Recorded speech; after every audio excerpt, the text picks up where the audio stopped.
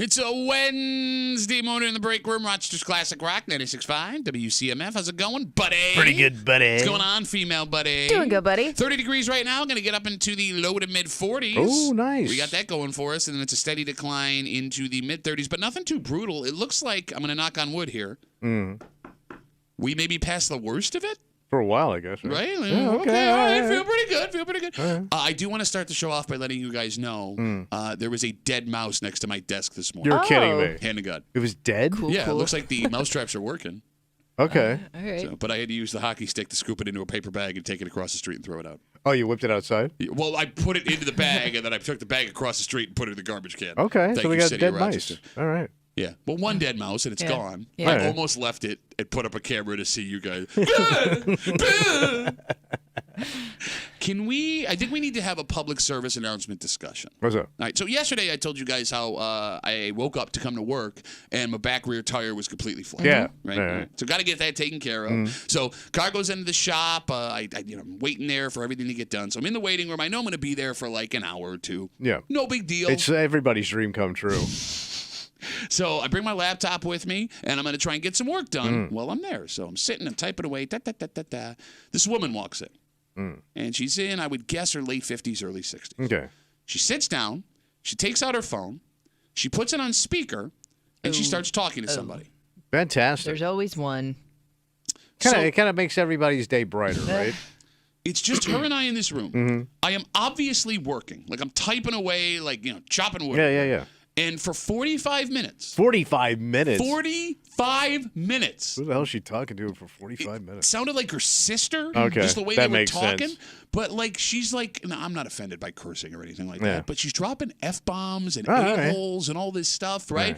And literally walking around the room. Like, I'm sitting right next to the window where you can look out and see what's going on. And she's standing at the window 3 feet from me. So she's just totally oblivious. Completely oblivious, on speakerphone, talking out loud. Public speakerphone users, it's never a short conversation. Ever! It's always the longest conversation ever. Ever. Yeah. But here's the thing, Kimmy. That one story would be bad enough. All right. All right. So as she's having this conversation, another man walks in, and he looks to be in his mid-60s. Oh. Right? So he's going to shut her down. No, actually, his phone rings. He No. picks it up, puts it on speakerphone. They're both talking on speakerphone in this waiting room. This guy is talking to his wife, explaining to everything that they're doing to his car, like he effing knows anyway. I would think I'm having a stroke having to listen to that.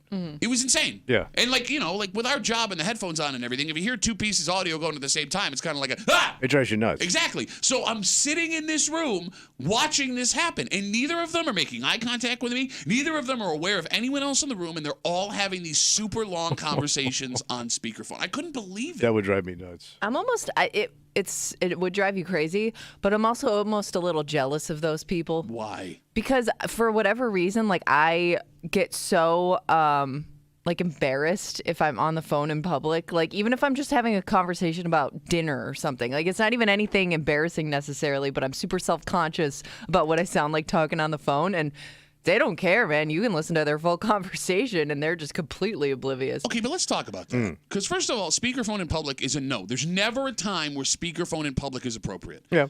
But even having a conversation where I can only hear your voice, I thought the polite thing to do was to like walk out of the restaurant or like walk away from where there's people and have that conversation. Yeah. Didn't we decide that as a society? Yeah, but not everybody got it. Well, how did you not get it? What do you think those people are doing when they get up from the table and walk away or walk out of the store for a second to take that phone call? Could just be one of those things where it doesn't bother them if somebody else does it. So I know. I don't know how it can't irritate the crap out of you. So here's what I'm trying to figure out. What is that? Because yesterday, it's two older people, man and a woman, so gender doesn't play into this, right?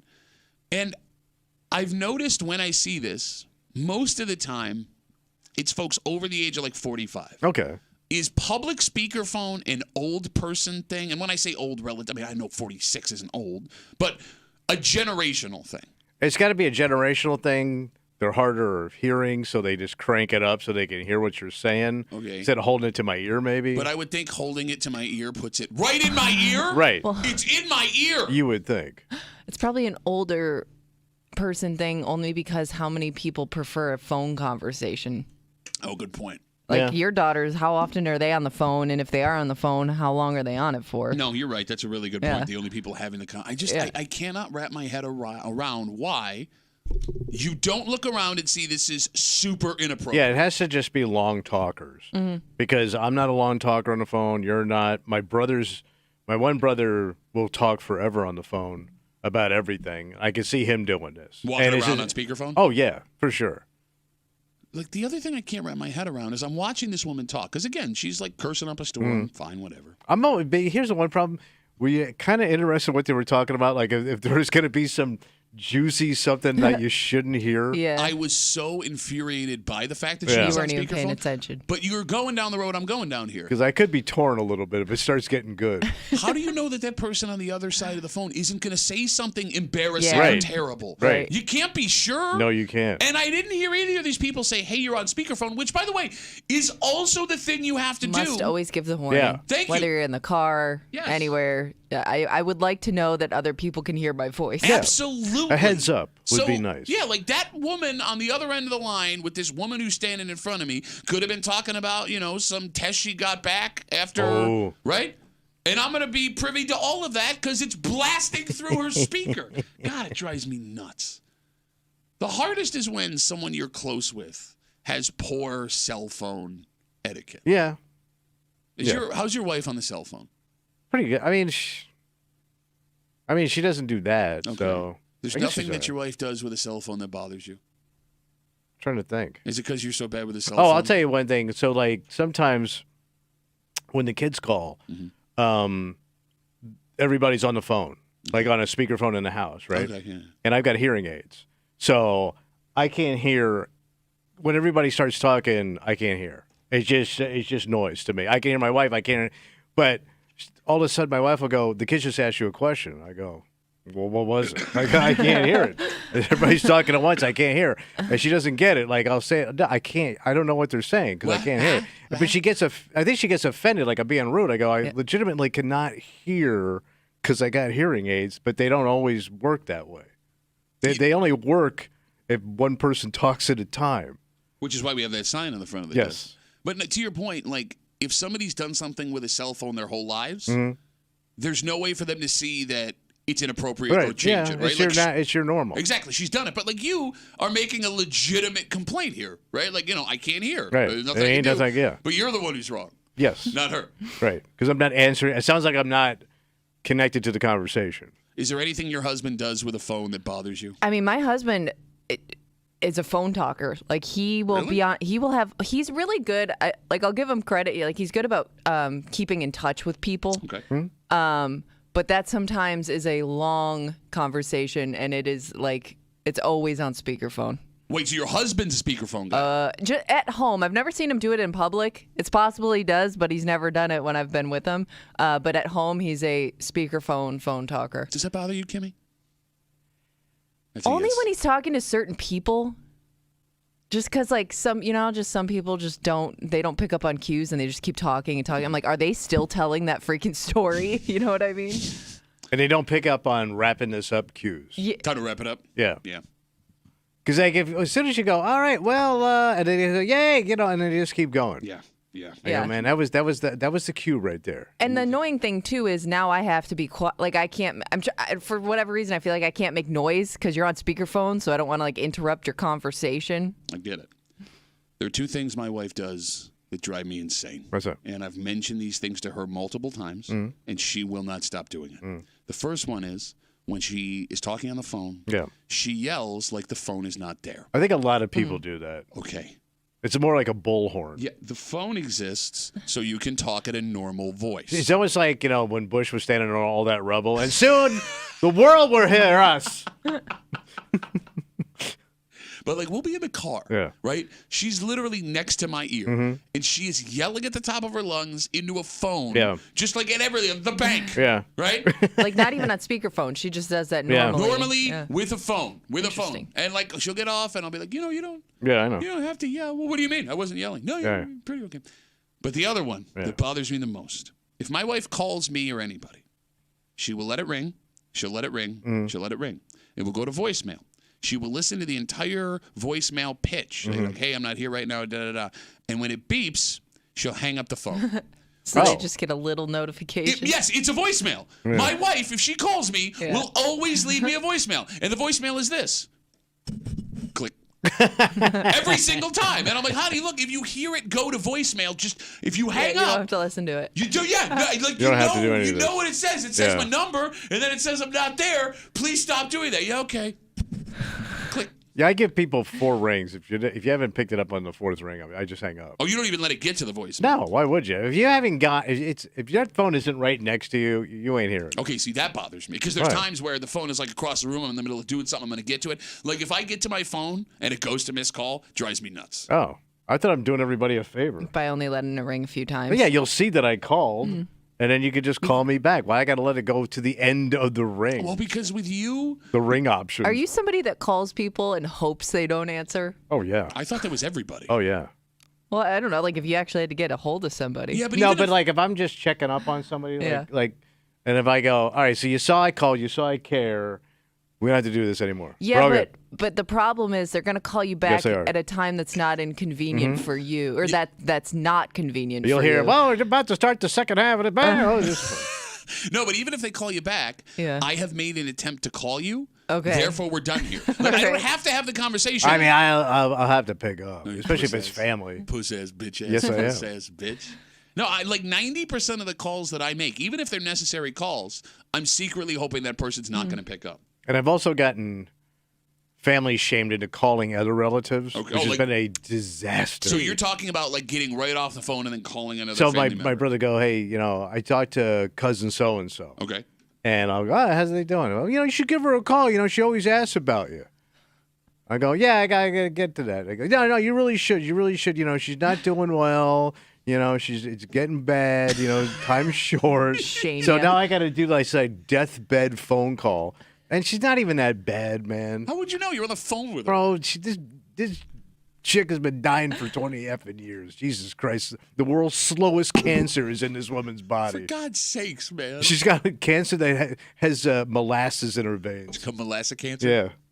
Yeah. She's just one of those people. She's just always miserable. No, I know what you mean. But you don't have to call her. So I do, right? And then she'll go, oh, you're calling. Wow. And I'm like, that's just why I don't call you, lady. So then why did you call her in the first place? Because I get guilted. You got to check it off, and then you don't have to do it for another, 5 years. Yeah. It's so weird what... or if the clock runs out, I'm good. So you're hoping someone dies No. instead of having to not call them. Not die. Just you can't use the phone anymore. Like, you're on a respirator or something. No, I got it. You can still call. Nah, it's not the same. It's like one of those cigarette ads.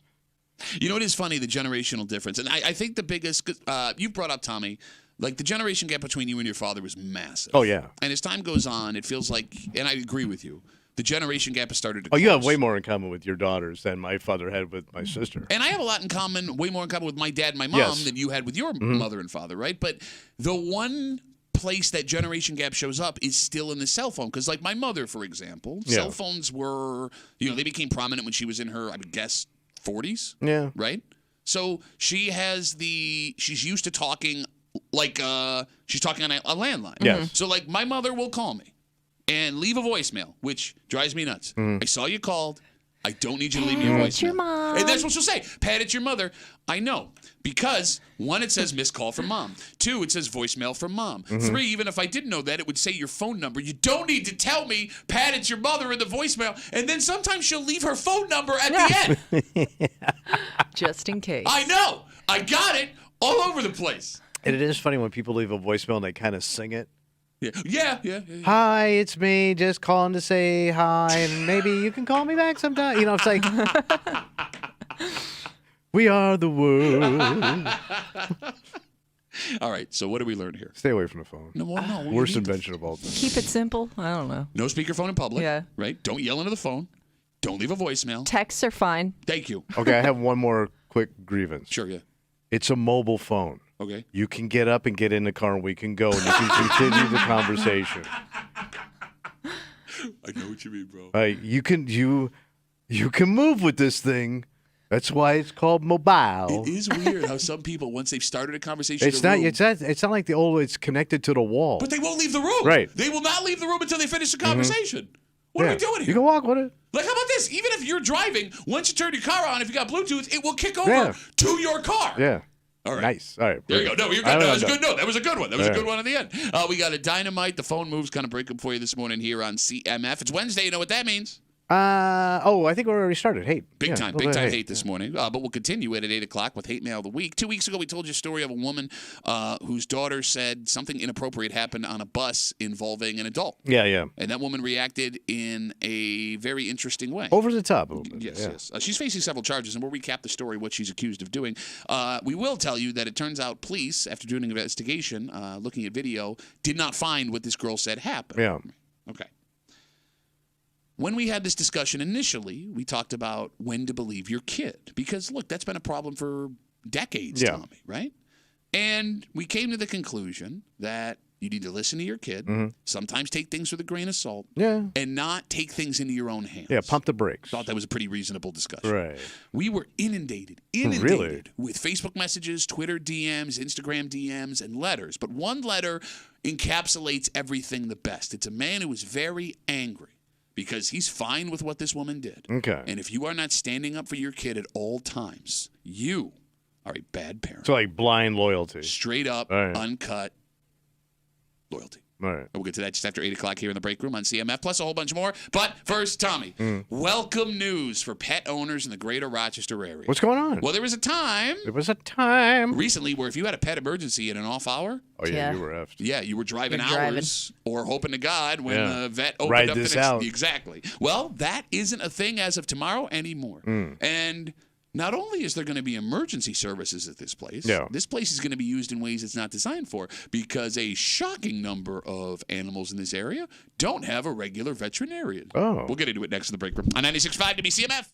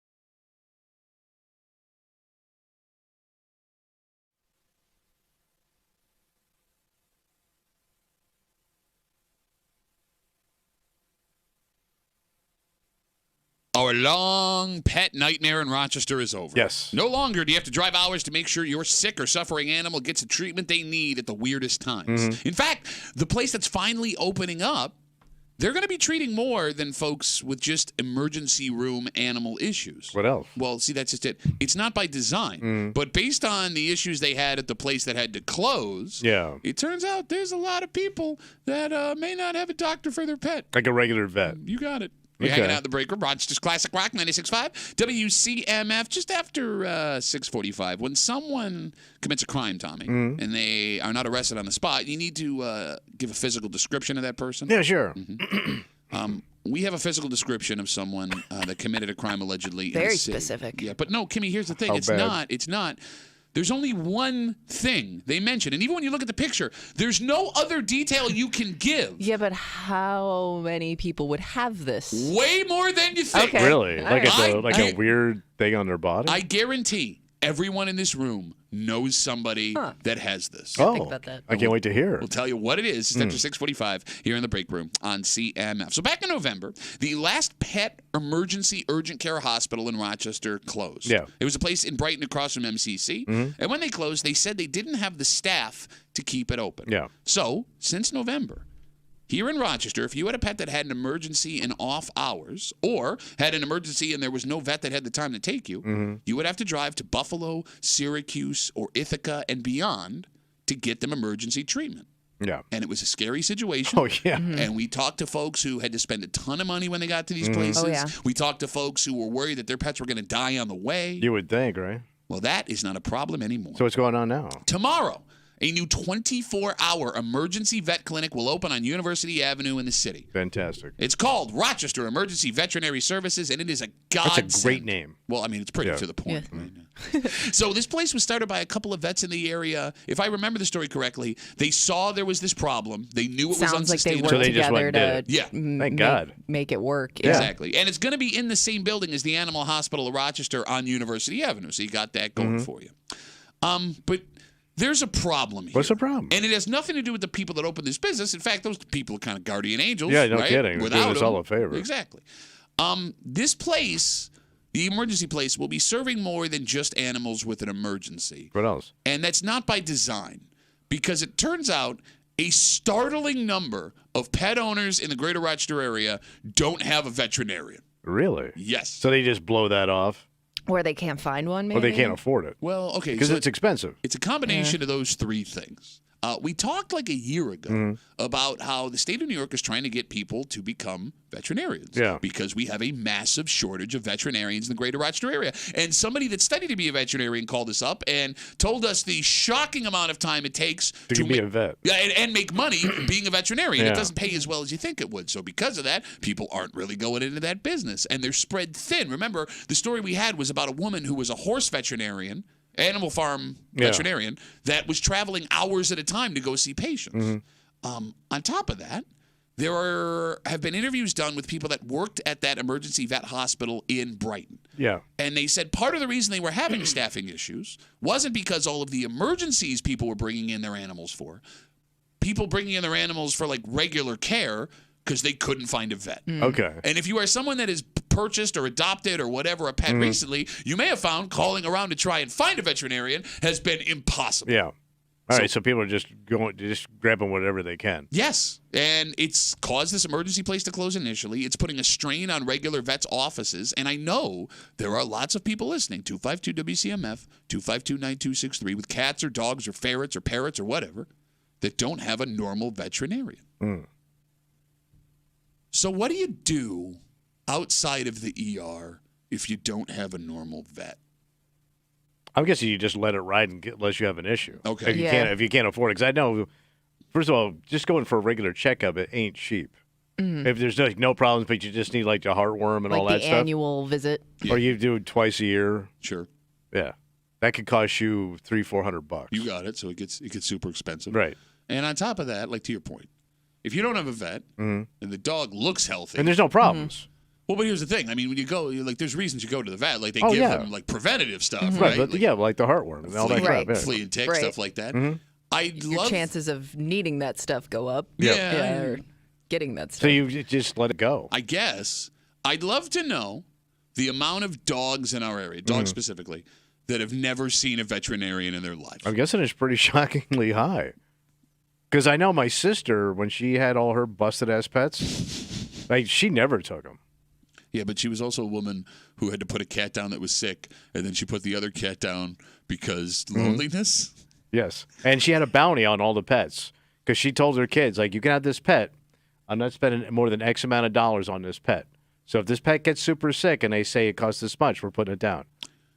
Is someone that gets a dog or a cat or a ferret or a parrot that can't afford a vet, is that a bad person? It's somebody that's just not thinking it through. I don't think they're bad people, but they're just probably not thinking it through. Like, they get caught up in, oh, I want a dog for companionship. Okay. I guess like COVID, everybody wanted a pet, something to do. And then you realize, oh, this thing is work, and it makes a huge mess. I just think people get over their head sometimes. Yeah, but like in getting over your head, even with the best intentions, I mean, like that animal could suffer. Yeah. Right? Yeah. It's not the animal's fault. I don't think people set out being cruel. Okay. But it could end up, as you say, fairly ugly. They're also, I mean, to your point, like, I don't think you get into it with bad intentions, but there are people that seem to do it over and over again. What do you mean? You know what I mean? Like, they may do it once and then they think, now I'm ready for a pet. Okay. And then the same thing happens. Well, like a funny story that's not actually funny. You know, you brought up COVID, right? There were several stories we saw of these adoption centers that were completely empty. Yeah, people are just grabbing dogs. You got it. They wanted companionship, and like they would take the pictures or videos. And it was all the folks that worked there clapping their hands. Yeah. And then like 6 months after COVID, What happened? All the dogs came back. Marching their asses back to the cage. They brought the dogs back to dog jail. Right. And how cruel is that to a dog? I know. That's cruel. But no, but those are the people you said had the good Right. intentions, Yeah. right? I know, Like they had the best know. intentions when they were walking in. Yes. 252 WCMF 252-9263. We're talking about how finally, thank God, after a couple of months without one in Rochester, a new 24-hour emergency vet clinic will be opening on University Avenue. Again, if you're a pet owner and you need this place, it's called Rochester Emergency Veterinary Services. Kimmy, you adopted Arnie, your dog. It's 5 years ago-ish. Okay. Yeah. So did you get in before this like veterinary Luckily, shortage started? yeah, because that's actually our vet. And it seems like from the time we got our dog to now, like they are just completely swamped with like if we had to get in quickly for something to get them checked out, like they would say like, hey, if you don't need this, call us immediately because somebody else will take your appointment, kind of thing. Well, yeah. I had to take Biscuit for an appointment like 3 months ago, like my Basset Hound, and I completely forgot. Just spaced. I was running around with the kids. Yeah. I got the most scathing phone call from the veterinary place. Why? Because you didn't cancel. I didn't cancel. I just forgot about it. Yeah, they get pissed. And like, I couldn't even be mad because, I get it. I'm sorry. Yeah. I'm really sorry. Yeah. And she just kept yelling at me. I'm sorry. I don't know what to say. I'm sorry. I mean, can I reschedule again? Put Biscuit on. Let him explain. Do you think that vets prioritize more expensive dogs when people are coming in looking for a veterinarian?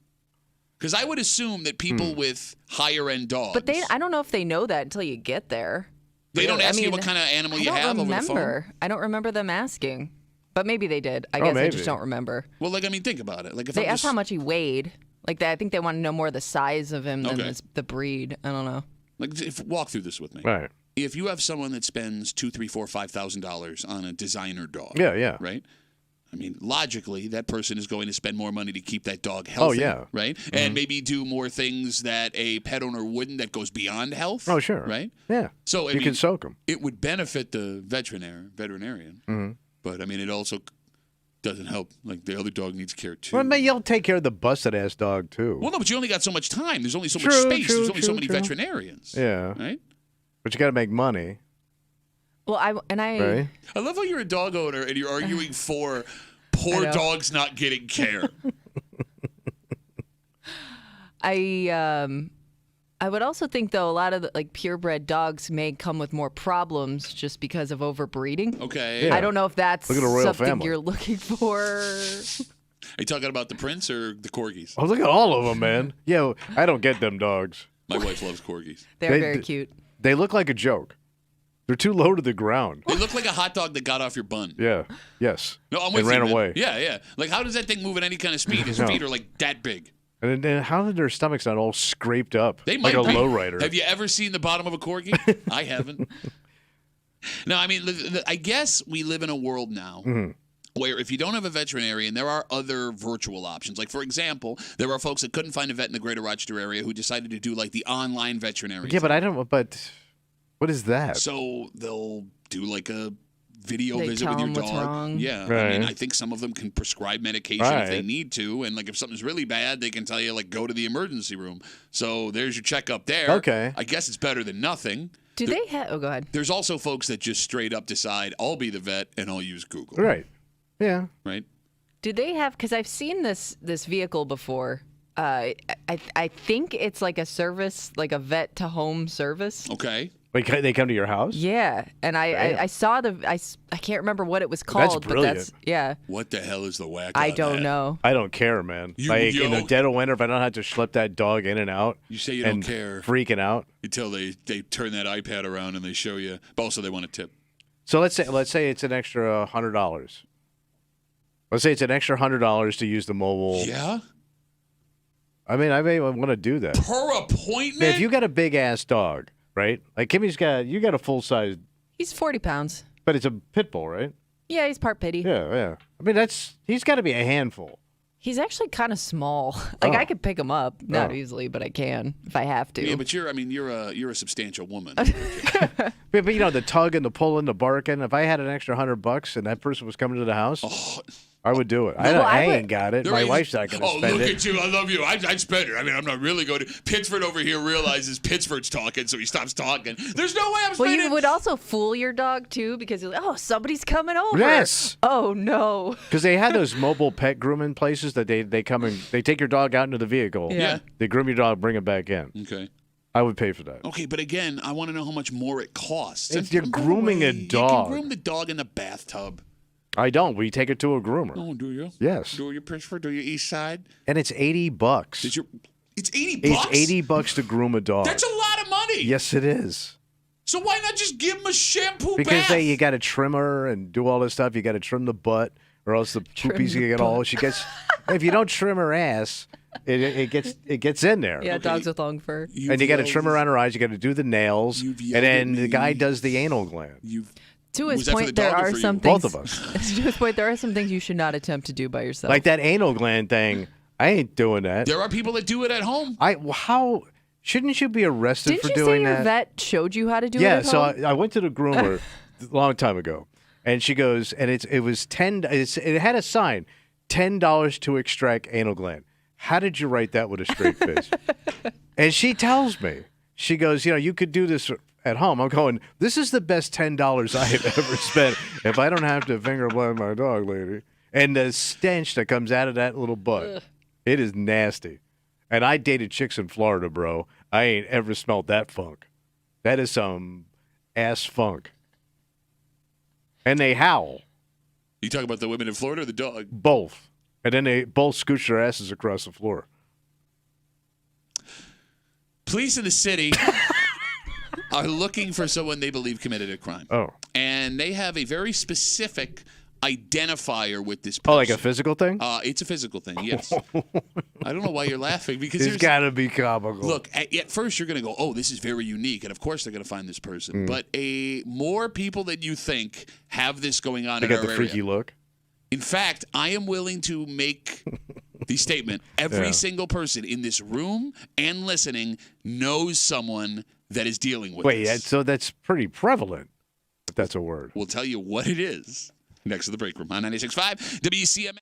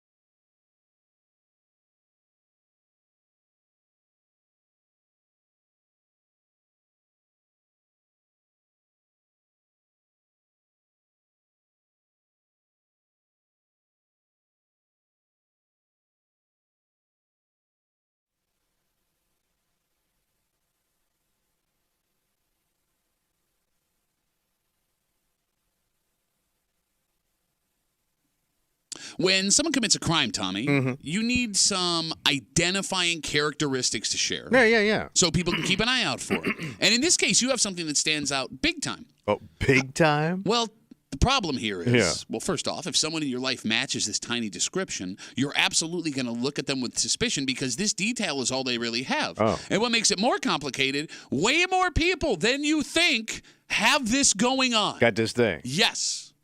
You're hanging out in the break room. Watch just Classic Rock 96.5. WCMF. Just after 7 o'clock, it's pothole season. Oh, yeah. And Tommy, it's worse. Bumper crop this year. It's worse this year than it's ever been. Is it really that bad? It is bad. So bad, in fact. How bad is it? Well, 10NBC did a story last night, and they talked to one man, one of many, who was affected financially by one specific stretch of road in our area. Okay. And he is so angry. What's he going to do? So frustrated. He's doing something that nobody thought you could do. All right. He ain't paying.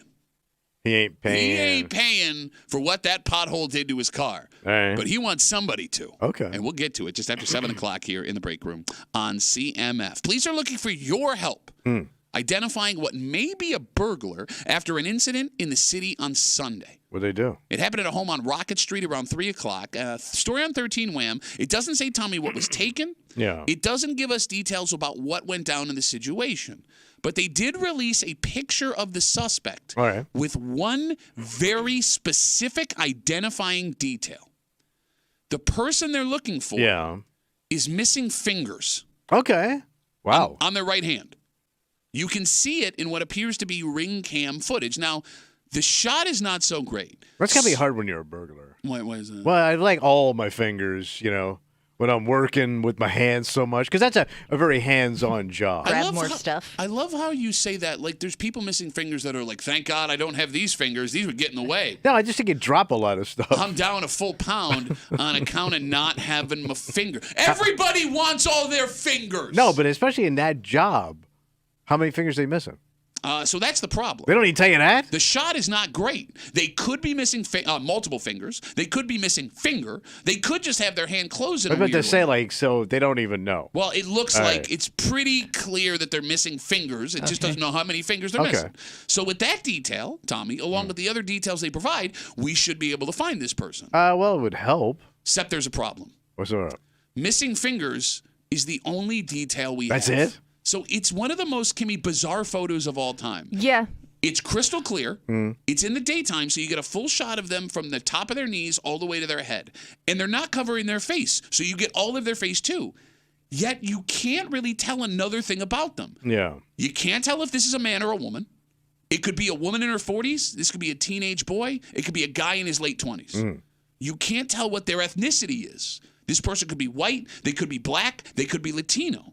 So we just got the finger. All we know. With a lack of. All we know, and what we're almost sure of, is they are missing maybe a few fingers. Okay. And police added that they got to the scene in what they believe was a blue Ford F-150 pickup truck with a loud exhaust. Okay, well, that kind of, all right, that.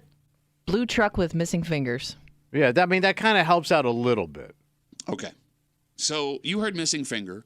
And you thought this is going to be easy to figure out. I kind of thought that. Not easy, but I would think it stands out. Okay. You it can't narrows hide down who you're looking for a little bit.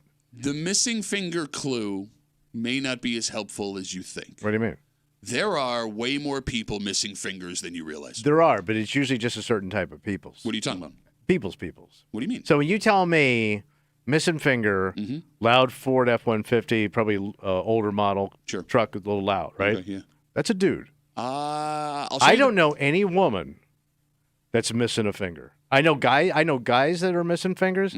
I don't know any woman that's missing a finger. There are lots of ways you can lose a finger. Do you know any woman? I know you can. I know women. I don't know anybody. You know a chick that's missing half a toe. You don't know anybody that's missing a finger that you know. There are women that are missing fingers. I'm sure there are, but I'm guessing it's very small. You can be born missing fingers. You can, and it's no, I take thing. it back. I know a woman that's missing a finger. No, you Hand don't. to God. She's good now. She's good. She's good now. No. What about was it an accident? I'm clarifying. No, fetal alcohol syndrome. Oh, She's missing fingers. All right, but that's but those are rare cases. But dudes, I don't know. You don't have numbers in front of you to back that up. You don't think there's more dudes missing fingers than chicks? I don't know. Just based on work experience, stupidity, Oh. fireworks, bottle of alcohol, and a snowblower. Dudes do dumb things with their hands. I understand, but I mean, look. Chicks don't. Women can cut a finger off. This is going to sound terrible, but in the kitchen, don't. Oh, man. Oh, she can know, slice I know. her pinky doing a bagel. She ain't chopping off a digit, man. There's things that How hard you hacking into that roast, lady? She was trying to cut a mango, and it went terribly, terribly Cut wrong. a mango. Ah! I mean, you did say your wife has a machete. She's got a I don't know what machete. she does with that machete, You but can hack a finger off of that thing easy. Yeah, but she probably hacks fingers off. She don't hack her own finger off. I mean, look, when you go down the list of why someone would be missing a finger, and the phone number is 252-WCMF, 252-9263. Job is the first thought. Yeah. Especially the job you had back in the day. Oh, yeah. You had Cutting meat. coworkers missing Yeah, yeah. fingers. I had a buddy lose a finger when he was a kid. It got caught in a chain link fence when he was trying to jump it. Okay. Ripped the sucker Yeah, I off. mean, it happens. I mean, guys, like you said, you lose them in the yard, right? Stupidity. But it's not so common you don't notice it, Mm-hmm. and that's the problem. Everybody listening knows someone that is missing a finger. Kimmy, do you know someone that's missing a finger? okay. So I know somebody that's missing like part of their finger. Counts. Yeah, okay. But it wouldn't even be enough for you to really notice, other than they don't really have a fingernail on it, you know. Okay. But Dude, I don't of know, course. I don't know anybody that like you would immediately notice like a finger is gone. I just thought of another guy I know that. I know lots of people missing Yeah, fingers. when you start thinking about it, yeah. And that's the problem here. If the only detail we have about this suspected burglar in the city is that they are down a digit or two, well, the missing finger community in the greater Rochester area is going to have a hell of a week. Yes. Folks throwing suspicion all over the place because they can't point at you or maybe wear a wedding ring. And that's not fair because they've had it hard enough already. Yeah, Right? I know. Okay. Let me ask you this question. What? Again, 252-WCMF. Police are looking for your help in identifying a burglar they say was part of an incident in the city of Rochester on Sunday. The only rock-solid detail we have about this person is that they look like they're missing multiple fingers on their right hand. Not the thumb. It looks like these two here. Okay. Not your diddling. Oh, that'd be your No, these would diddling. be... I don't know how you're diddling. Yeah, I had to think You about doing it. a pinky diddle? Well, you had to think about it. All right. My favorite 1920s jitterbug Pinky song. diddle. The pinky diddle. Everybody's doing a pinky diddle. Do the pinky diddle. Do you think there are more missing toes or missing fingers? Oh, fingers. Why do you say that? Because you do things with your hands like that. Yeah, but I mean, But toes easy to drop something. I True. would think Get it like stuck in something? Yeah, But I would think in like probably I'm You- guessing hands because they're exposed more. yeah, I mean guys working with their hands like that, okay. like farming accidents, things like that. Yeah. Okay, fingers are more exposed. You're right. Toes are easier to forget about because we all know someone who's missing a toe. We do. Well, we do. We know the same person. No, but I'm saying we know someone who's missing a toe. Yeah. And let's not forget, Tommy, diabetes as folks get older can start claiming Okay. some Yeah. of them Yeah. toes But from usually you. that's the older set. I mean, usually you're 60 plus. Still a missing toe. Hey, Right, whether you're that's true. 60 or Still counts. 20, you're still down a toe. But usually you got to wear like that diabetic shoe and that whole Yeah, but thing. Yeah. the toe's still gone. That it led to one of Clapton's biggest hits. What's that? Toes in Heaven.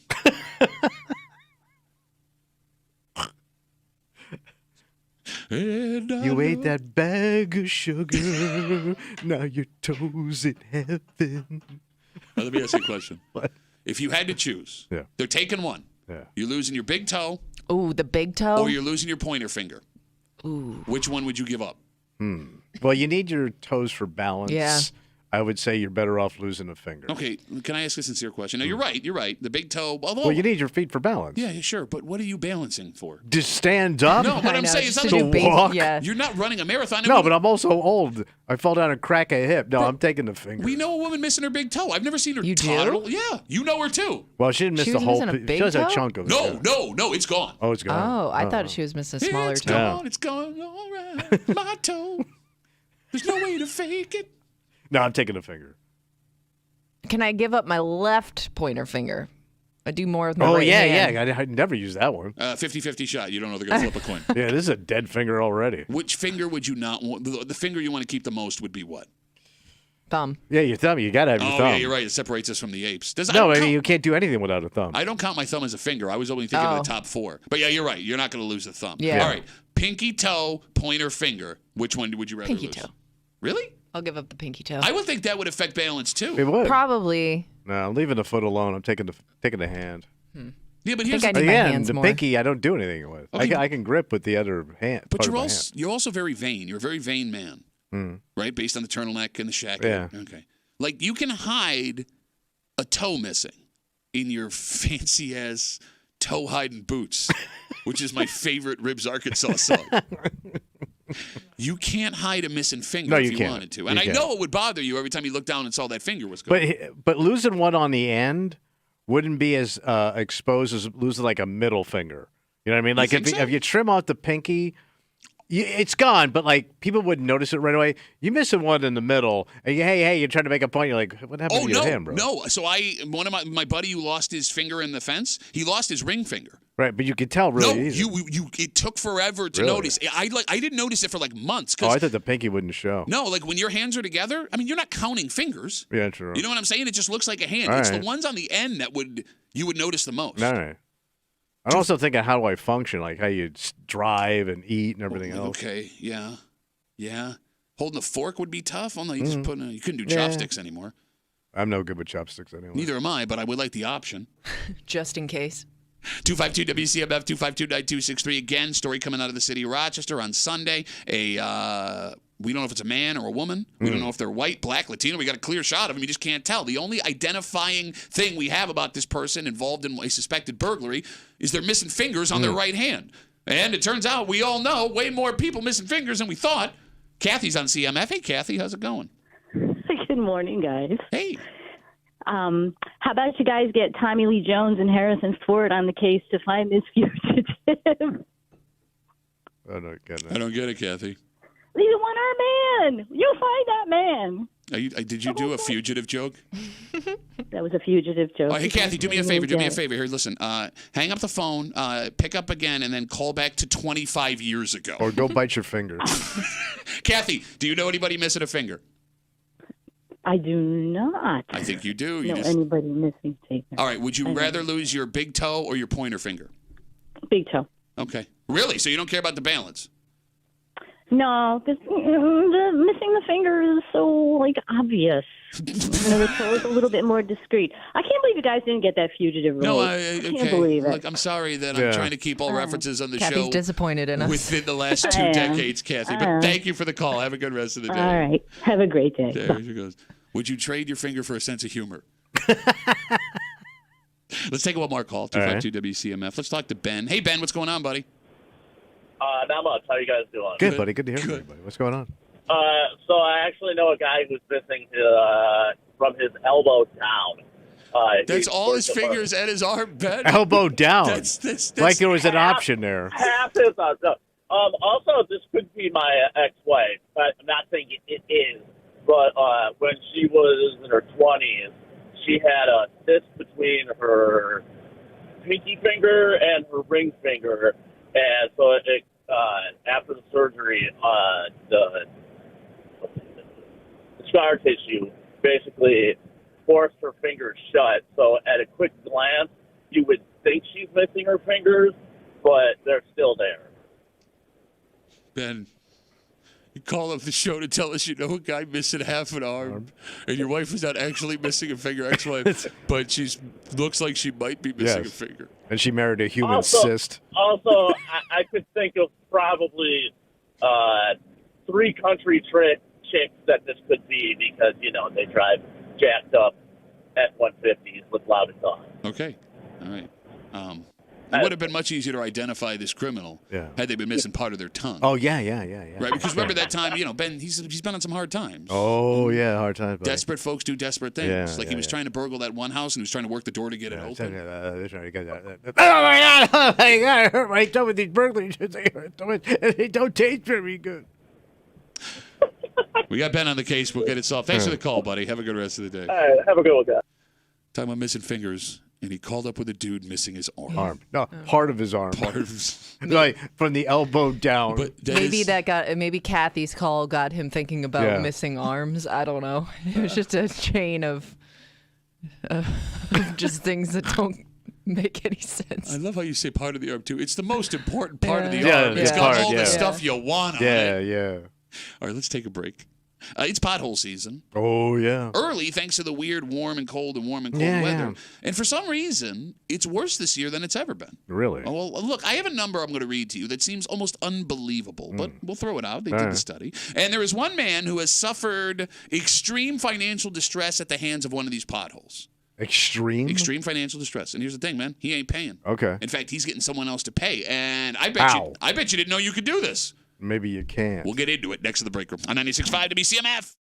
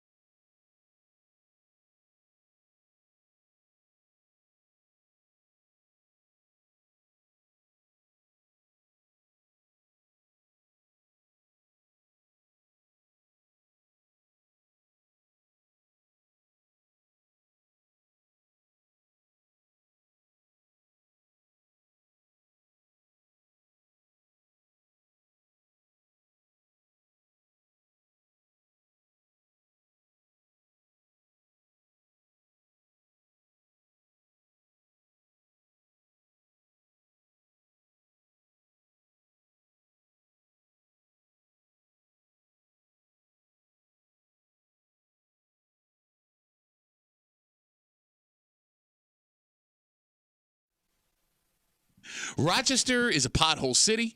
Always has been. Oh, yeah. Always will be.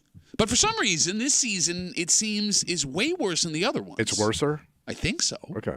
So much so that one man has decided he's standing up to the government and is going to do something unprecedented. Man, he's out of his mind. Something you may not have realized you are allowed to do. Okay. You're hanging out in the break room. Rochester's Classic Rock, 96.5. WCMF, just after 7:25, 7:30. One of the longest-running family-owned businesses. This is a headliner in the greater Rochester area. Yeah. Announced yesterday they're done forever. Yeah, I was kind of shocked. I thought they were all right. Have you not been watching the news? I knew they had a little trouble, but then I think you're doing okay with all the trouble. I thought they fixed it. Thought it was okay trouble. All right. We'll get to it just after 7:25, 7:30 here in the break room on CMF. Potholes are a major problem for the greater Rochester area Since right day now. one. Well, but like this year is specifically bad. Is that bad? We'll get to that in a sec. Right. They are everywhere, Tommy. Mm-hmm. They are deep, and they are causing all kinds of issues. They bite. Story last night on 10 NBC talked to a man named Peter. Yeah, what's Peter going to do? Well, he was taking 590 in Irondequoit when he had a whopper of a pothole. On 590? Yes, so bad, in fact, it blew out his front tire. Wow. This was Peter last night on 10 NBC telling him what happened. So when I hit the pothole yesterday, I had to pull over because my tire went flat. It actually rattled the car, so I guessed it was pretty deep pothole type of thing. Yeah. He just described every pothole. Well, Thanks, Peter. I mean, they asked him. And he blew his tire out. I guess when your tire blows out, the car shakes, Peter. Why are you mad at I Peter? know. Captain He Obvious. didn't mean to hit the pothole. I know. Tommy, out in Irondequoit, right? You hit the pothole, it rattles. Okay.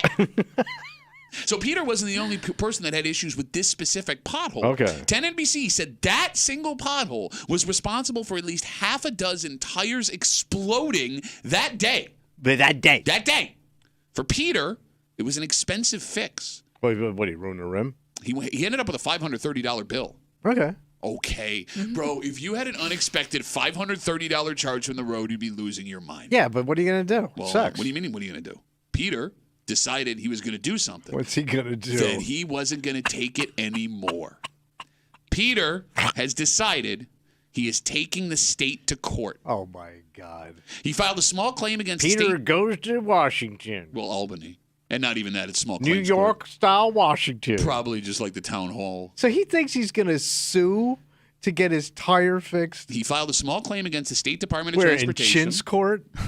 Hey, it all rise for Chin's court. I literally just told you Chin's small court. claims court. It's Chin's court. Chin's court.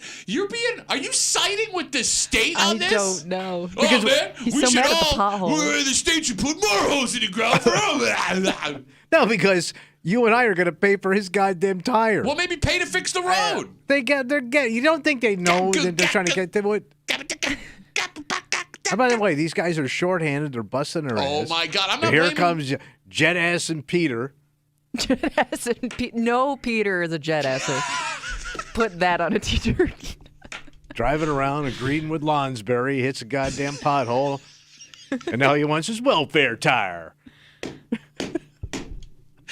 So, Peter is filing a small claim against the state DOT. Does he have to take the tire in? Does he have to roll it into court He's got with the a stick? He's got the receipt from the Yeah. shop. All I'm right, sure all that's right. good enough. Okay, He so thinks they're. Oh, all right. So here's the thing. It turns out you can totally do that. Yeah, and you could totally not win. Well, I mean, look, it's pretty cut and dry what happened here. He hit the pothole.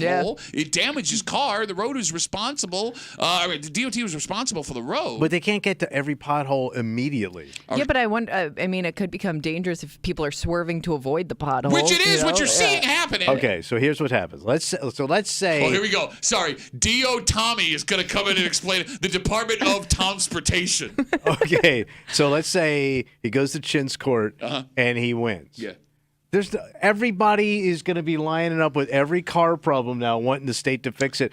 The amount of tires are going to be wheeled into court. It's going to look like Dunn Tire with a robe. So if But don't you feel like if a pothole destroys your tire like that, you should be able to get I just figured it's part of somebody driving. So if you would shut your dumbass mouth, I will explain to you the situation. It turns out What's that? there are two things that may burst this man's bubble, and everyone got Like got his tire? excited. for being able to take the DOT to court. According to 10NBC last night, 1, the state is not responsible for any pothole damage unless it happens between the months of May and November. Oh, they got to figure it's it out. only a win. Because they can't fix them so they can't fix them in the dead of winter. Yeah, I guess the argument is the that makes salt, the sense. plowing, the temperature changes cause it, and you can't get out there and Yeah, get it done. it'll right? just keep getting ruined over and over. But here's the thing. Even if it happens between May and November, every state, city, county, town, and village in New York have a little thing in their code. What does it say? It says that unless they have prior written notice of the pothole, they are not responsible for the damage. They've covered their ass, man. They've been at the pothole game a little bit longer than Pete. But here's the thing. There is a number you can call to let the state know about issues with potholes, and I'm not making this up. The phone number is 1-800-POTHOLE. I would love Which is also how you get a hold of Tommy's mom. Big ol' hole. Well, Peter should have hit that one. What blew my axle out in there? What you were saying, I'm sorry. I don't know, man. 252-WCMF, 252-9263. Story on 10NBC last night. Talks to a man named Peter. He was driving down 490 in Irondequoit. Hit a whopper of a pothole. Whopper. Blew out his tire. $530 The car bill. shook. It rattled. The car rattled. Why would Peter lie? Well, He's got a receipt. He's just describing what every pothole does. So it turns out, at least according to the numbers in front of us, we in Rochester are paying a fortune for these potholes. Okay, I saw the number, and it's so goddamn inflated. A study done by insurance companies. What it costs for me to drive my car on a road with damages. The average driver in Rochester spends $2,057 a year on repairs because of potholes and rough roads. That is the most BS number I have ever heard. Like, okay, 3 of us in this room. Yeah. Have you spent $2,500 on damage to your car from driving this year? You do realize yesterday I was in the shop waiting, replacing my What it tire. cost you? Example. Well, right now? Yeah, what it cost you? A couple $100? I had the coverage, so I was All right, but it probably cost you a couple $100. $100. It didn't cost you $2,500. Well, the year just started. It's not even out of January. I would have been in for like $300. That is the most bogus ass, fake ass but you're number I have ever seen. Think if you had an older car, though. Yeah. I mean, I would think like If you're driving people a piece with like, of crap, I get it. but they're Your goddamn winter beater don't count. Your winter beater ain't worth $3,000. Your winter beater. I You mean would- your car Yeah. for most people? No, what are but you some talking people about? got a winter beater.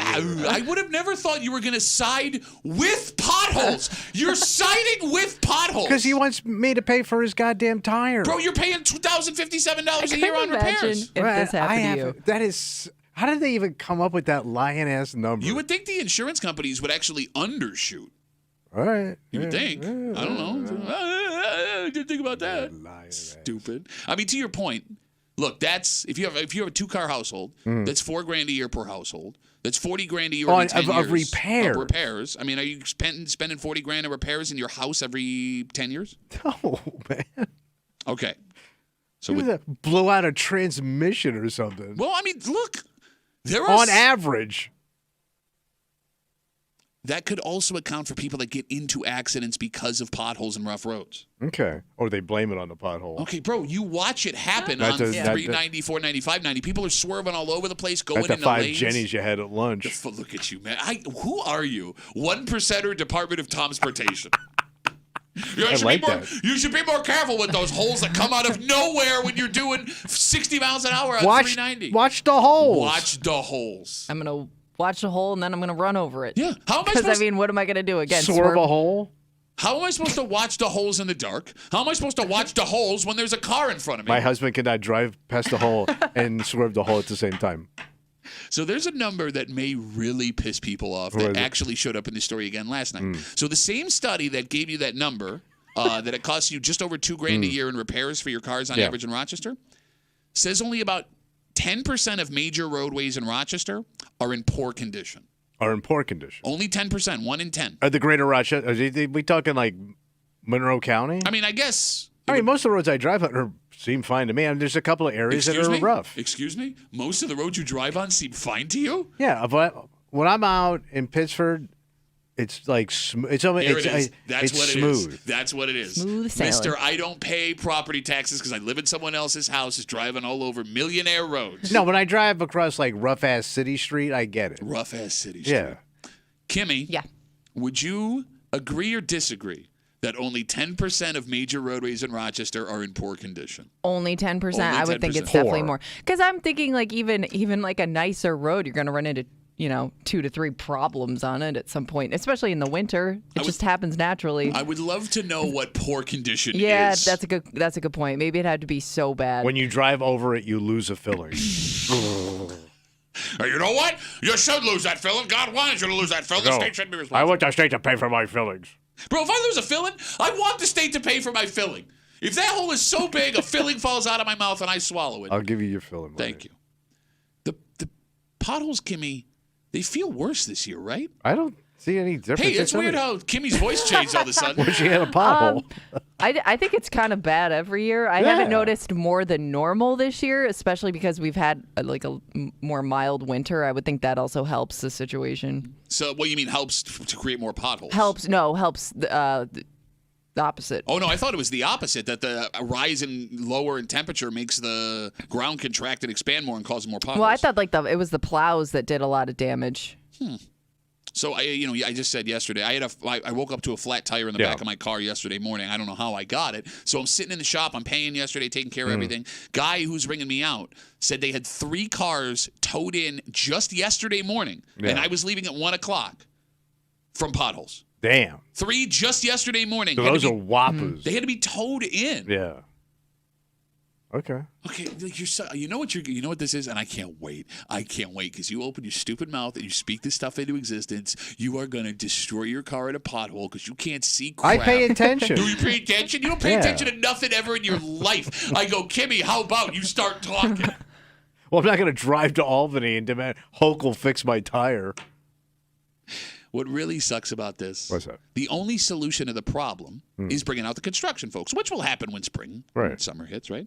But that also makes your commute a nightmare. Well, sure it does. Yeah. Everybody's pissed off because here come the cones. Yeah, so we have a choice of trying to dodge these holes or damaging your car, or sitting over and over again, losing our minds, waiting for the guy in the orange vest to turn the sign from stop to slow. Like, the solution to this problem will make you just as furious as the problem. Because we don't have any patience. We want everything fixed right now. Well, yeah, shut up. You're going to be Mr. Introspective, the least patient man I know. I'm patient. Or am I not patient? Come on, tell me. Say it. I feel like every winter there's always like one road I'll start to avoid because it starts to get bad from potholes, and Yeah. I don't think I've come across that this year yet. There were some Where- nightmare roads that you're right. Like for years, You would just avoid. They Yeah. would just keep patching over. And I remember one was Empire Boulevard when I lived in Webster. Going down past the bay was always like driving on a washboard, and they just would never fix it. And then they finally just ripped it up and paved the whole goddamn thing. No, West Henrietta's that way right now. Like, Yeah. it's literally, whoa. But that's a heavily trafficked road. Yeah, I So they'd understand. have to like really shut it down and redo it. Really shut down the road, guys. Guys, why can't we think about how the Department of Transportation Why don't they pave feels? over your mouth? We got Facebook messages coming in. You can always get us at WCMF for the Break Room Facebook page. Dan writes us, we need to send a message so these things get fixed. If we all stopped using the roads, That's it. We'll stay home. it would let the state know that we mean business and they would have to fix stuff. What? Just stop driving. How would that hurt the state? We stay home. We don't work. Save the roads.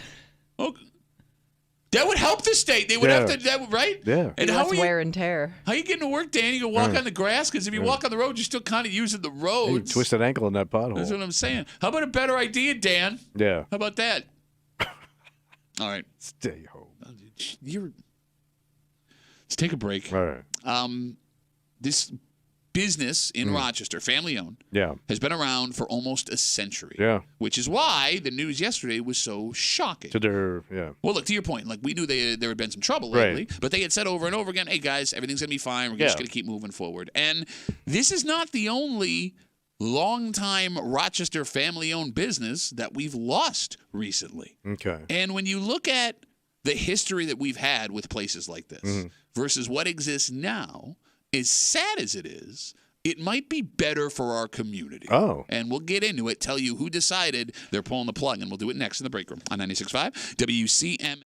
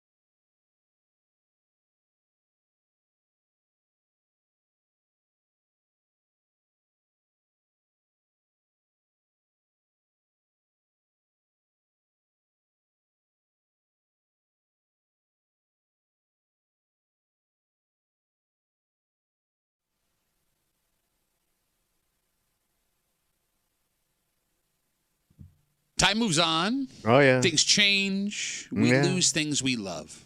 Like sands through an hourglass, so go the days of our lives. And it's something that Rochester residents and one famous Rochester family are finding out the hard way this week. As one of the oldest family-owned businesses in the greater Rochester area fades away. Wow. You're hanging out in the break room, Rochester's Classic Rock 96.5. WCMF Super Bowl is a week from Sunday. Who cares? Yeah, I don't really care. Like, Nobody does. Like, Patrick Mahomes has become a supervillain. Brock Purdy's kind of boring. Right? Yes. You got the Travis Kelce, Taylor Swift thing, right? Sure. But a lot of people aren't. But you already seen that. Yeah, got that. They're in love. Saw it on the field the other day. Like, it's nice to know that we as Bills fans have just a lovable, fun, exciting quarterback that everybody loves. Or so we thought. Oh. We'll get into it just after 7:45 here in the break room on CMF. Yesterday, Ruby Gordon announced they are closing for good. The furniture store. Yeah. They say it'll happen before year's end. So, fun fact, Ruby Gordon was founded by Frank Ruby in 1936. So he opened up a store in the middle of the Depression. Yes, he did. Yeah. It's pretty impressive and ballsy. Actually, it was just Ruby. And then he partnered with Gordon in 1942. Yeah, I was going to mention Gordon coming in later. Yeah, Commissioner Gordon's in there. Then in 1960, Frank Ruby's son took over the reins. The Ruby family's been running it ever since. And in November, the Ruby family filed for bankruptcy with the company there, Ruby Gordon, and they had a plan in place to keep it open. Yeah. And they said that over and over again in the news as they were like figuring things out. But after a few months, they decided there wasn't a way they could move forward. All right. Tommy, Ruby Gordon is a Rochester staple. Oh, yeah. God knows how many homes are chock full of the stuff they bought in there. And those old-timey commercials with the soft voice of the Rubies talking sweetly through your television. Now, it's all gone. Yeah. And it's another Rochester longtime family business that isn't here anymore. Because, Tommy, last year, Rochester stalwart, Hickey Freeman, they closed up shop downtown. I forgot about that. Yeah, the soup Right? joint. Yeah, they had it out of the country. I mean, Xerox isn't a family business, but they closed their downtown building a couple of years ago and just announced another round of layoffs a few weeks ago. So that's another titan of our town that is fading away even more. Yeah. Champion, the clothing company, had a massive rebound the last few years, Kimmy. Yeah. Became popular again. But it didn't help us at I all. was going to say, but it's not here They anymore. moved away, right? Yeah, despite being founded in Rochester, operating here, inventing the hoodie in Rochester, New York. We get that. Up until the late 90s, they moved out of town. Fanny Farmer, French's Mustard, Ragu, all household names, all Rochester places, all out of town now. What are the longest-running family businesses still cranking in Rochester? 252-WCMF, 252-9263. I mean, it's got to be Wegmans. Just celebrated 100 years. Okay. Right? They may be the longest family. Do you still look at Wegmans as a family business? Well, it started here with the you great know. grandpappy. No, you're right. You're right. Aquinas graduate, no big deal. And it's still stayed in the family this entire time. Right. So, I mean, they've expanded. But didn't Ruby Gordon, they weren't just here, right? I thought Didn't they have- only had 2 locations. I thought they were I could around be, the state. I could be wrong. All right. But, like, I don't know. Like, it's hard to walk into Wegmans. And you're right. It is a family business by definition. But it's hard to walk into Wegmans and be like, Well, because it's become so big. Yeah. Right? Right? I mean, they've Yeah. expanded out of state, although their world headquarters is still in Yeah. Gates. on Right. Brooks Would you Ave look there. at something like Mark's Pizzeria? He's got like 50 stores now. Okay. Just Yeah. not here. Yeah. I mean, he's probably got a sizable employees now. Same with Salvatore's. Yeah, You like make that that. argument Yeah, for that's that. another Yeah. guy. Okay, right? But I don't know. Like, yeah, pizza places, those are family businesses. But, I mean, they don't have the impact of a French's Mustard or a Ragu. No. or things like that. Okay. Do we count Kodak? It's still open technically. Kinda. But I don't It's even not know what they family. do anymore. Like, nobody can tell me what Kodak really produces that people buy. Well, is that because we don't know or because you don't pay attention? Both. Okay. But are you looking for businesses still run by the family that Well, started it? I Or mean, are as you long as just they're thinking of still Anchored longest here. running? As long as okay. they're still in town. Unless you have an anger here. So, okay, I think you can make the argument the biggest, most successful local run business that's been here forever is the Genesee Brewery. Oh, yeah. Yeah. Fair statement? Yeah. Right? Like, they had a scare in the 80s and 90s. Things looked a little grim, but they came roaring back. They reinvented themselves. Yeah, Yeah. and they're killing it. Yeah. Abbott's Custard? Yeah. And they've expanded to different states. Yep, they're Yeah. moving out. I mean, you got Bill Gray's, Tom Wall's, things like that. Yeah. DeBella's has been around for like over 100 years. Oh, yeah. They're now branching out of our area. Tahoe's, they've got one location now. Yeah, that's kind of. They've been around over 100. What do you mean, kind of? It's a Rochester Yeah, but staple. there's not a lot of it. What are you talking about? With Tahoe's, you got what, 2 locations? One. They only have one now. The Oh. one in Gates is a Yeah. Stevie T's. I mean, yeah. Family drama. I mean, it is Wait a unique. minute. You're gonna argue Wegmans, but Poo Poo Tahoe's is a long time Not staple. poo-poo. It's just a very small operation. How long has Tahoe's been around? 100 years. Over 100 years. Okay. Yeah. I don't know how long. No, I think it has because great-great-grandpappy got that hot sauce recipe from a guy coming through the rail yards back in the day. Taught him how to make it after he really? gave him work. You didn't know that story? 1918. Oh, Yep. sounds made up. It sounds like one of them hokey made up things. Yeah, is that what it sounds like? You're in such a pissy mood today. No, I'm not. Potholes are good. Tahoe's is bad. Real yard hot sauce. 252-WCMF, 252-9263. With the news that Ruby Gordon, after almost 100 years in business, family-owned right here in Rochester, will be closing by the end of the year. What businesses that we named or ones that we haven't even brought up are we most proud of as folks who live in the greater Rochester area? Like what one, Tommy, brings you the most pride? Well, Wegmans would be number one. So it is Wegmans. I mean, they win all the awards. They're a world-class organization. Okay, all right. And they're so good. You know they're good when people start to crap on it, but they can't find anything to crap on. You mean like you just did to Tahoe's? Tahoe's ain't close to what Wegmans is achieving. Here's the thing. Here's the thing about the garbage plate. It doesn't work anyplace else. Mm-hmm. Like every place they've went with the garbage plate, it tanks. So you mean it's uniquely Rochester? No, what I'm saying is nobody really likes it where everybody where Wegmans goes seems to embrace it, which tells me you have a good product. So what you're saying is that Tahoe's is a uniquely Rochester hometown thing, whereas Yes, it Wegmans is. can work absolutely anywhere. Because they know how to sell, baby. Oh, so that sounds like one of them's more Rochester than the other. Oh, are you kidding me? It's not even a debate, Hey, man, I don't go and watch. People drive for miles to go to a Wegmans. Bro, people come from out of state and go right to Tahoe's. Yeah, and then right to the bathroom. I don't. Hey, man, I don't go watch the. I don't go watch the Rochester Wegmans play on Thursday nights at Innovative Field, but I do watch the Rochester Plates. Oh, good. Kimmy. Yeah. What local, longtime Rochester business are you most proud of as a Rochesterian?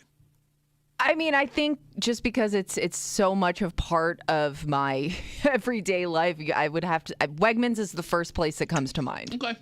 in terms of like Rochester business and success. I mean, out of the ones, I can't think of anything else after what we've mentioned. No, I think. I mean. Somebody did tweet at us Row Photo. Oh, I forgot about Row Yeah. Photo. Are they still around? Well, they just knocked down that location on Mount Hope. It's a Taco Bell now. Okay. Like, I think that to your point, with the ones we just named, I think it's Jenny.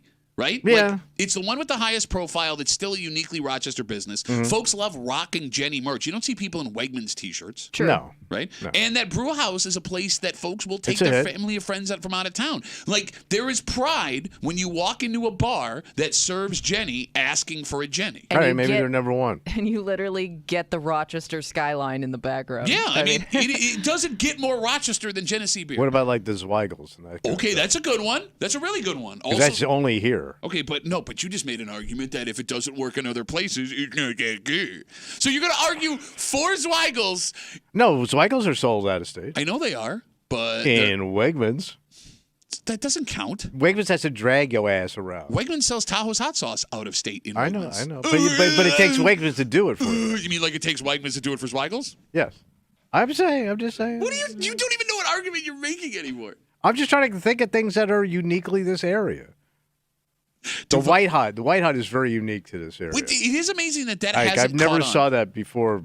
I always thought that was just a bratwurst or something. How that hasn't blown up in other places. Because it's a cleaner hot dog. It tastes like a cleaner hot dog. I don't think it's much difference. I think it's just put the dye in the other one. I don't know. It's not just dye. I think it is. It's not just dye. I think they put a red dye in it to make it red, and I think the White Hot is No. just they just haven't injected it with the red food color. A white hot tastes different than a red hot. I don't think it does. I think it's your head. If you blindfold me, If you put something white in your mouth, you put something red in your mouth, probably the same taste. you're not It's going to just believe this. You're What? not going to believe this. What? Well, I'm actually running an experiment. like a blind test. Yeah. Oh. Yeah.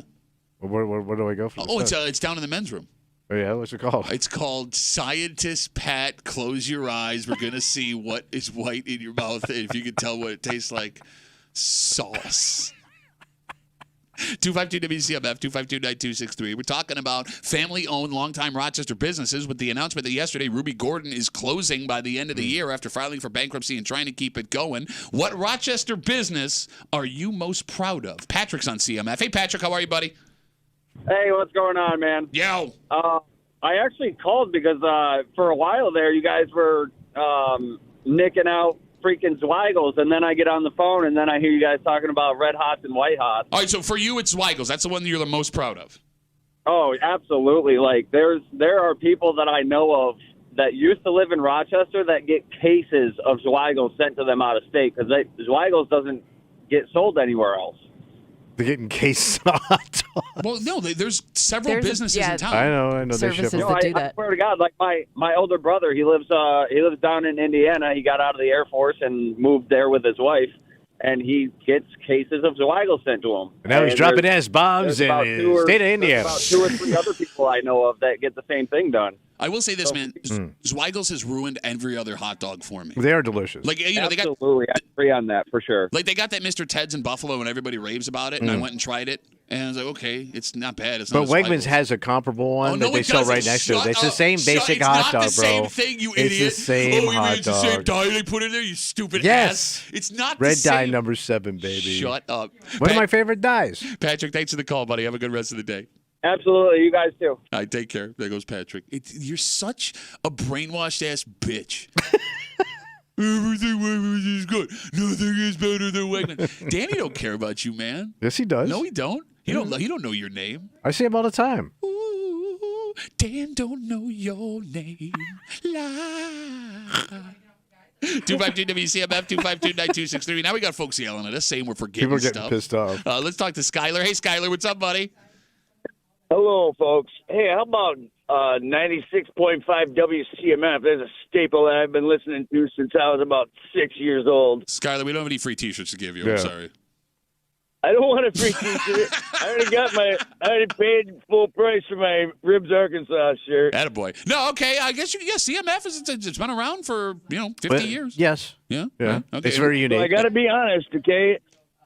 I got to be honest with you. Sky High Ink is the name of my tattoo shop, and I've been 28 years strong. I'm not quite Rochester, but I'm having the roughest year, like least making the money that I've. Well, maybe you should get out the phone and figure some stuff out. Skyler, I got help for you, buddy. Did you hear Ben the other day? He's looking to get a tattoo. He said he met you at the Tommy event, and he wants you to do it. Yeah. There's one. I know. I heard that. I called Kimmy and gave her my info, but that's awesome. I mean, I'm still strong, and I'm not going to die yet, but that's not. I don't mean die, my business. You know what I mean? No, you should put that on the side. Sky High Tattoos. I'm not dying anytime soon. Whatever. I'm just trying to tell you, dude, it's rough out there being a small business owner. This year is the worst I've had in 28 freaking years. No, buddy. I feel for you, man. I mean, we're hearing it from everybody. I mean, look, you're seeing a company like Ruby Gordon that's been around for almost a century deciding they can't do it anymore. I mean, it's rough. I feel for you, man. If there's anything we can do to help, just write me an email, and I'll try to get to it. There's nothing you can do to help anybody. You can't help yourself. Skyler, have a good day, buddy. Good luck with everything. Hey, long live WCMF. Amen, brother. Amen.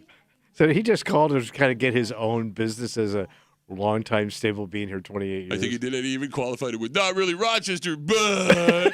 Oh, that's impressive. Almost 30 years with a small Banking, business, yeah. right? That's Yeah. really impressive. You know, it's weird. As we talk about all these businesses, like Jenny and Zweigels and Abbott's and Ruby Gordon and Hickey Freeman, right? Like the Rochester staples. As far as rock pride goes, and we have pride in all of these businesses, it's a far cry from what we once had. I mean, tell me, there was a time in the early 90s where 3 Rochester businesses were the 3 major sponsors of the U.S. Olympic team. Right. You would turn on the Olympics, and Kodak, Xerox, and Bausch & Lomb all were headliners. Yeah, and they were so big. All of them from here. Yeah. It's insane. Like, they were up there with McDonald's. Yeah. Right? Coke. They were Nike, right? I mean, Kodak was all over NASCAR. Xerox became the word for a copy machine. Bausch & Lomb sunglasses were on every Tom Cruise and Brad Ray-Ban, Packer. yeah. In every 80s movie, right? Like, it's weird to stand here now and be like, do we count Wegmans and Bill Gray's? But at the same time, maybe it's better this way. Well, you just have to reinvent yourself, right? Well, the local businesses that we named, all of them, they fit what we are. Because, like, Tommy, you said this before, and I agree with you. Rochester's always had a bit of an identity crisis. Yeah. We want to be a big city, but we're not a big city, and that bothers us. So then we go out of our way to do things that make us look like a big city, like a boat that goes back and forth to Toronto. Yeah, big money. Or our own soccer stadium, or a performing arts center that would cost over $250 million, and it tanks. And maybe having Kodak, Bausch & Lomb, Xerox played into that. Now that our local longtime businesses are more regional and like insulated by Rochester, it gives us a better mirror of what we are. Yeah. Right? A more homey feeling. It's a great place to live. We can support ourselves, and we don't need that outside validation to feel good. And your money stays here? Yeah. Yeah. It's all good. I'm fine. Okay. Except for the damn potholes. Yeah, well, no, look, I'm going to pay for it myself. I'm going to go out of my way to hit a pothole. The state doesn't fix it. I'm going to pay for it. I'm going to have a big smile on my face. I'm going to go to Wegman and tell them how good they are. Danny Wegman knows who I am. I'm Tommy. He loves me. Dick. There are some people that are just impossible not to like. And for the last Not in this room. For the last couple of years, we all assumed as Bills fans, our quarterback was one of those guys. Are they just nitpicking? Bro, we have some shocking information. This isn't like NFL analysts talking. Right. These aren't talking heads. These are everyday people. But why? What is it? I don't know. Poll? That's some what, sort? well, all right, I'll explain everything. Okay. And there's actually big news as far as the Bills on field yesterday, too. But what happened? We'll get into all of it next to the break room on 96.5 WCMF.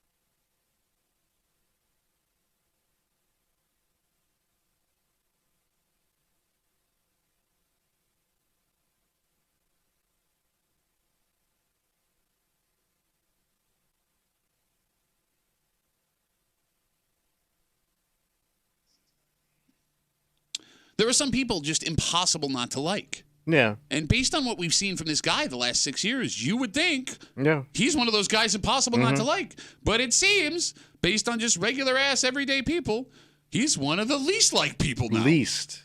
You're hanging out in the break room. Rochester's Classic Rock 96.5 WCMF. Big news coming from One Bills Drive yesterday. What'd they say? Oh, I'm sorry. I almost forgot. It's Wednesday. You know what that means? Oh, it's time to get our hate on. Just after 8 o'clock, hate mail of the week. Always believe your kid no matter what they say, according to this man. Okay. No matter what they say. Okay. Just after 8 here in the break room on CMF. The Buffalo Bills named their new defensive coordinator yesterday. Good. Now, remember, Leslie Frazier, the guy who was doing it, he resigned late in the offseason last season. Sean McDermott took it over, had arguably the best defensive year he's ever had, right? But this year, Bobby Babich. Who was the linebackers coach this year, was the safeties coach before that. He's been working his way up with McDermott all the way back in Carolina. Look at this guy's on his way up. Yep, he's new defensive coordinator, 40-year-old guy. His dad also used to work for the Bills. Bob Babich. Oh, well, you know about Coach Babich. Yep, Bob Babich and gave birth to Bobby Babich. So is he a junior? He is, well, no, he's Bobby Babich, where his dad is Bob Babich. He's probably a junior, yes. He's probably a junior. Bobby Babich Jr. That sounds like a NASCAR guy. It does. Yes, it does. He was in high demand, too. He did 3 separate interviews with other teams for defensive coordinator jobs just last week. Okay. So he's our new defensive coordinator. So that means McDermott is now back to being the head coach. We don't not know the yet. defensive. Well, he could still call the plays, potentially. We're waiting to hear what happens there. But that's not the story we want to bring to you. So what's the big story? Well, there was a list put out. The most trolled NFL players on social media this season. You're familiar with the term troll. You're just following, right? No. And you make comments. Mean comments. All right. Disparaging comments. Yeah. Just being a dick. You're trolling them. Well, just having an opinion. No. Well, sometimes it's just it gets a little personal. Okay, but that's an opinion. So in this, they're literally just there to bring the negativity. Exactly. In this study, the trolled post is defined by critical posts or posts making fun of that player. All right. Josh Allen was the 3rd most trolled NFL player on social media this season. Really? Is that he had a tough season. Yeah, but he didn't. He had the most touchdowns of any NFL player. Well, but I just, like in the beginning there when the Bills were losing, I mean, I'm not even saying it's just his fault, but I just think like he was a player that people are, what the hell, man? You're my fantasy quarterback. What's up with all these interceptions? So to your point, the most troll comments, they got deep in this study, came after the home opener against the Jets. Well, that was a dud. And that makes sense. It was the worst performance of the season. It happened on national television. After all the hype preseason, stuff like that. But only 10% of the troll comments accounted for that night. 90% came throughout the rest of the season. Okay, but he's more higher profile, to your point, more primetime games, puts him on a national stage. Okay, but there's plenty of quarterbacks that have the same thing that didn't show up. But they're the new 3. guy in town. So is new hate? Not necessarily. Patrick Mahomes is not the new guy. He didn't show up on this list. Wow. Lamar Jackson crap. was under Josh Allen. For who was? Lamar Jackson was under Josh Allen for troll stuff. He was a guy that, I mean, he was leaving the Ravens as of last offseason. But neither of these guys are annoying. How do you not love Josh? I know, because he's not annoying. Lamar is not annoying. Who's the top 3 people? Okay, can you guess 1 and 2? Josh is 3. Can you give me one? Well, I would have had Mahomes number 1. Not yeah, even I know. Top 10. Is it a quarterback? No, number 1 is not a quarterback. Oh, all right. So it's got to be somebody, a flash guy. Give me.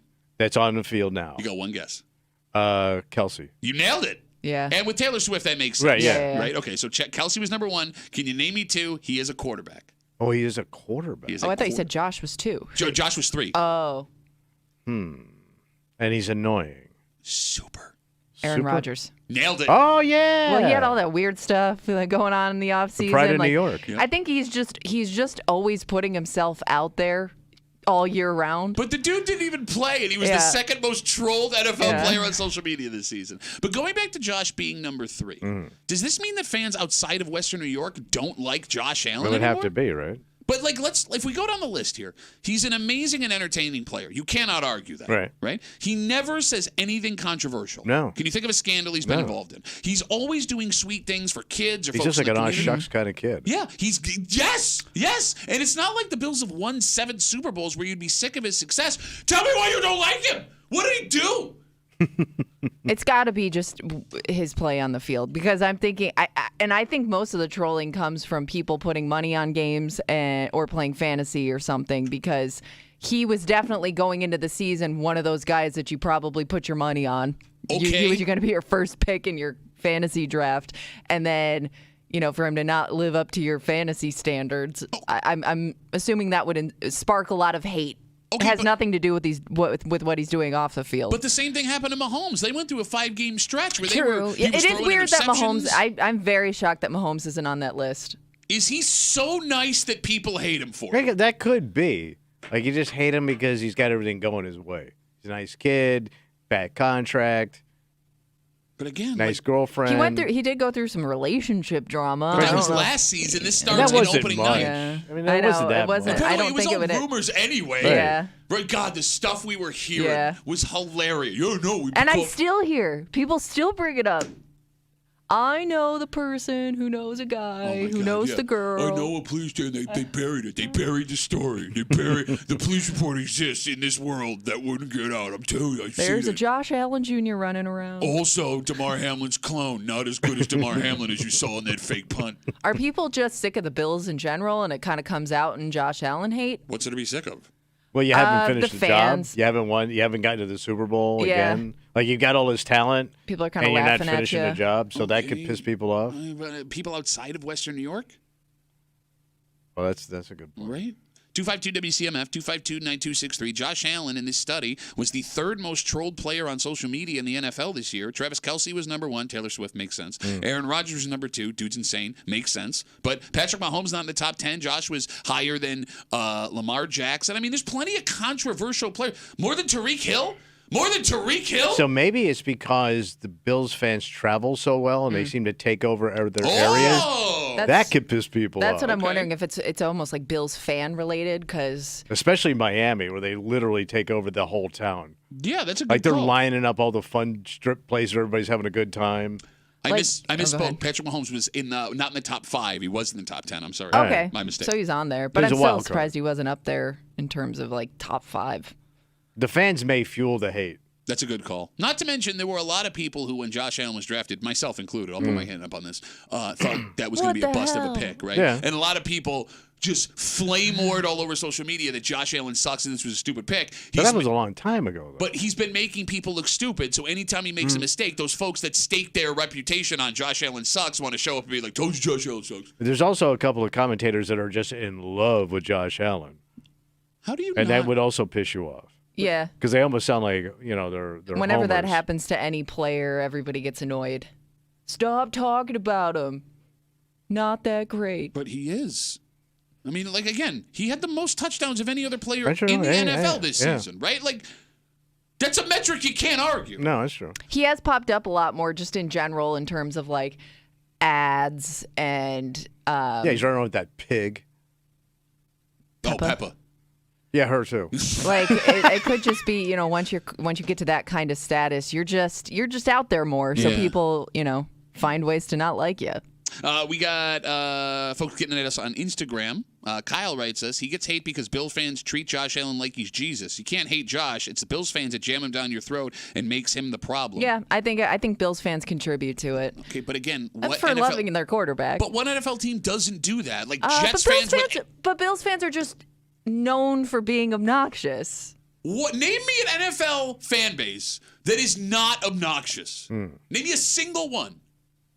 But Bills Philadelphia, fans, they seem to be pretty. Yeah, but you don't see like players going into tailgates to party with those fans. You know what I mean? Okay, I but- mean, Yeah, like like the those fans are team- just known for the debauchery. And those guys live near the stadium.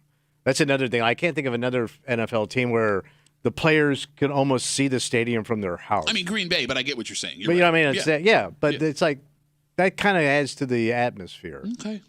All right, well, hey, look, he's ours. And, I like it. He's a good guy. He's fun. I'm glad we have him. Well, you might as well keep them. Hate him all you want. We can't. He's got a massive contract. Even if you didn't want to keep him, True. he's there. So let's take a break. Got it. Coming off of this hateful conversation. It's Wednesday, it's 8 o'clock. You know what that means. We're gonna go slamming into hate. That's right.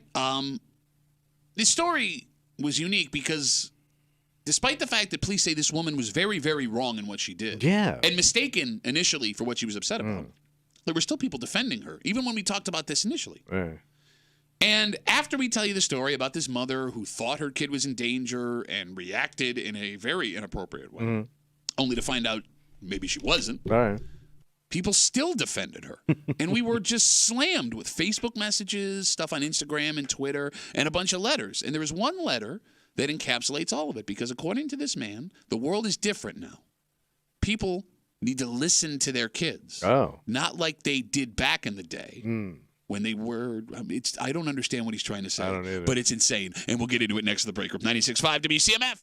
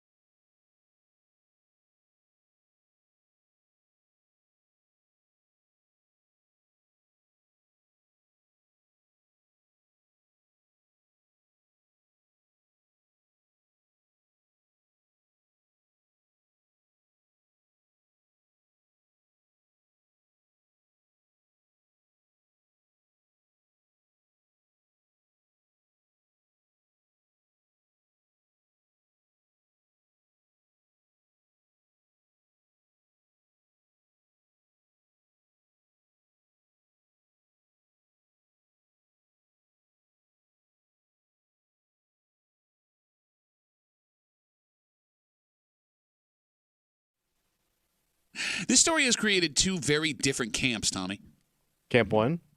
Folks who believe what this woman did was terrifying and irrational. Yeah. And then camp two, people who believe she was well within her rights as a mother based on the information in the moment that she had. All right. And it all comes down to protecting our kids, which in this story is a little funny because based on the allegations, when this woman believed she was protecting her kid, she was putting a ton more of them in danger. Oh. You're hanging out in the break room, Rochester's Classic Rock 96.5, WCMF. It's Wednesday, it's 8 o'clock. It's time for Hate Mail of the Week. And 2 weeks ago, we told you about a 31-year-old woman out in Hamlin. According to police, her 10-year-old child had gotten a hold of her and told her a Brockport school bus worker had touched her inappropriately. Now, that would be a terrifying call for any parent. So this mother sprung into action, vigilante style. Police say she drove to where the school bus was, forced her way onto the bus, and removed her 10-year-old child. After the 10-year-old was off the bus. Yeah, and safe. Yep. Police say the woman then forced her way onto the bus again, got into an argument, and punched the school employee in the face. Okay. This is something, based on what the 10-year-old said, a lot of parents would think about doing. There was just one small problem. Yeah. Police did an investigation. They say they reviewed video evidence, and they did not see what the little girl said had happened. Okay. On top of that, this woman was hit with a whole bunch of extra charges for endangering the welfare of a child because when she allegedly hit the school bus employee, she did it in front of a bus full of other kids. Yes. Whoops. Yeah. So when we shared this story, we were inundated with letters, emails, Facebook messages, and it became clear that folks were split into two camps, Tommy. People that see this woman as unreasonable and dangerous, and people who still, despite the fact that it sounds like this never happened, are applauding what she did. Okay, so we got two very different camps here. Even though we have the information now on the back end that we have. Right. And this letter that we're about to read you is the perfect representations of all the letters and messages we got that think she was well within her maternal rights. Actual physical letters sent through the mail telling us we suck, wanting us fired. Sit back and enjoy today's Hate Mail of the Week. How do you spend 25 minutes of your show criticizing a woman that was just protecting her 10-year-old child? Her kid tells her something terrible happened. She reacts and she's the bad guy. Is that the world we're living in now? I'll tell you this. If I get that call from any of my kids at any age, I would have done the same exact thing she did. I'm not asking any questions. I'm not waiting for the police. I'm getting my justice and making sure that person who violated my child knows that's the last time that will ever happen again. If I decide they get to keep walking when I'm done with them. I heard a bunch of cowards afraid to make waves for the sake of their kids. Love that show. No one wants to stand up and fight for their children anymore. That's why no one's kids tell them anything. That's why your kids don't respect you and feel safe. That's why they look for heroes in other places outside of the home. If this woman is a criminal, then I'm a criminal too. And I bet you when it comes down to it, there are way more, as you put it, criminal parents than there are ones that'll sit on their hands and let bad things happen. Sincerely, Randy. Can we change the name of the show? To?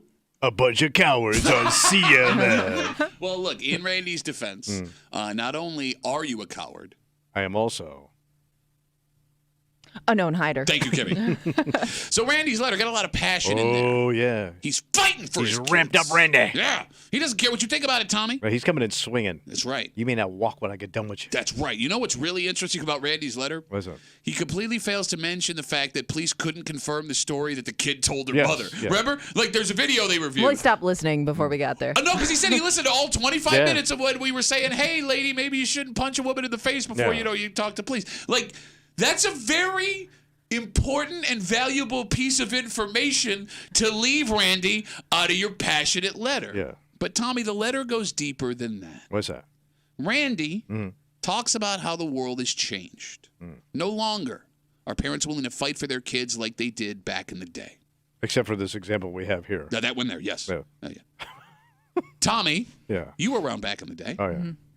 Are we totally forgetting about all the scandals from a ton of different trusted institutions involving kids? Oh, yeah. Come on. Scouts, churches, schools, sports coaches, music teachers. I could keep going. Yes. Right? The Boy Scouts and the Catholic Church had so many, they were hit with lawsuits where they had to pay out. Yes. The Scouts had to auction off Yeah, property. you almost bankrupted institutions Yeah. with this.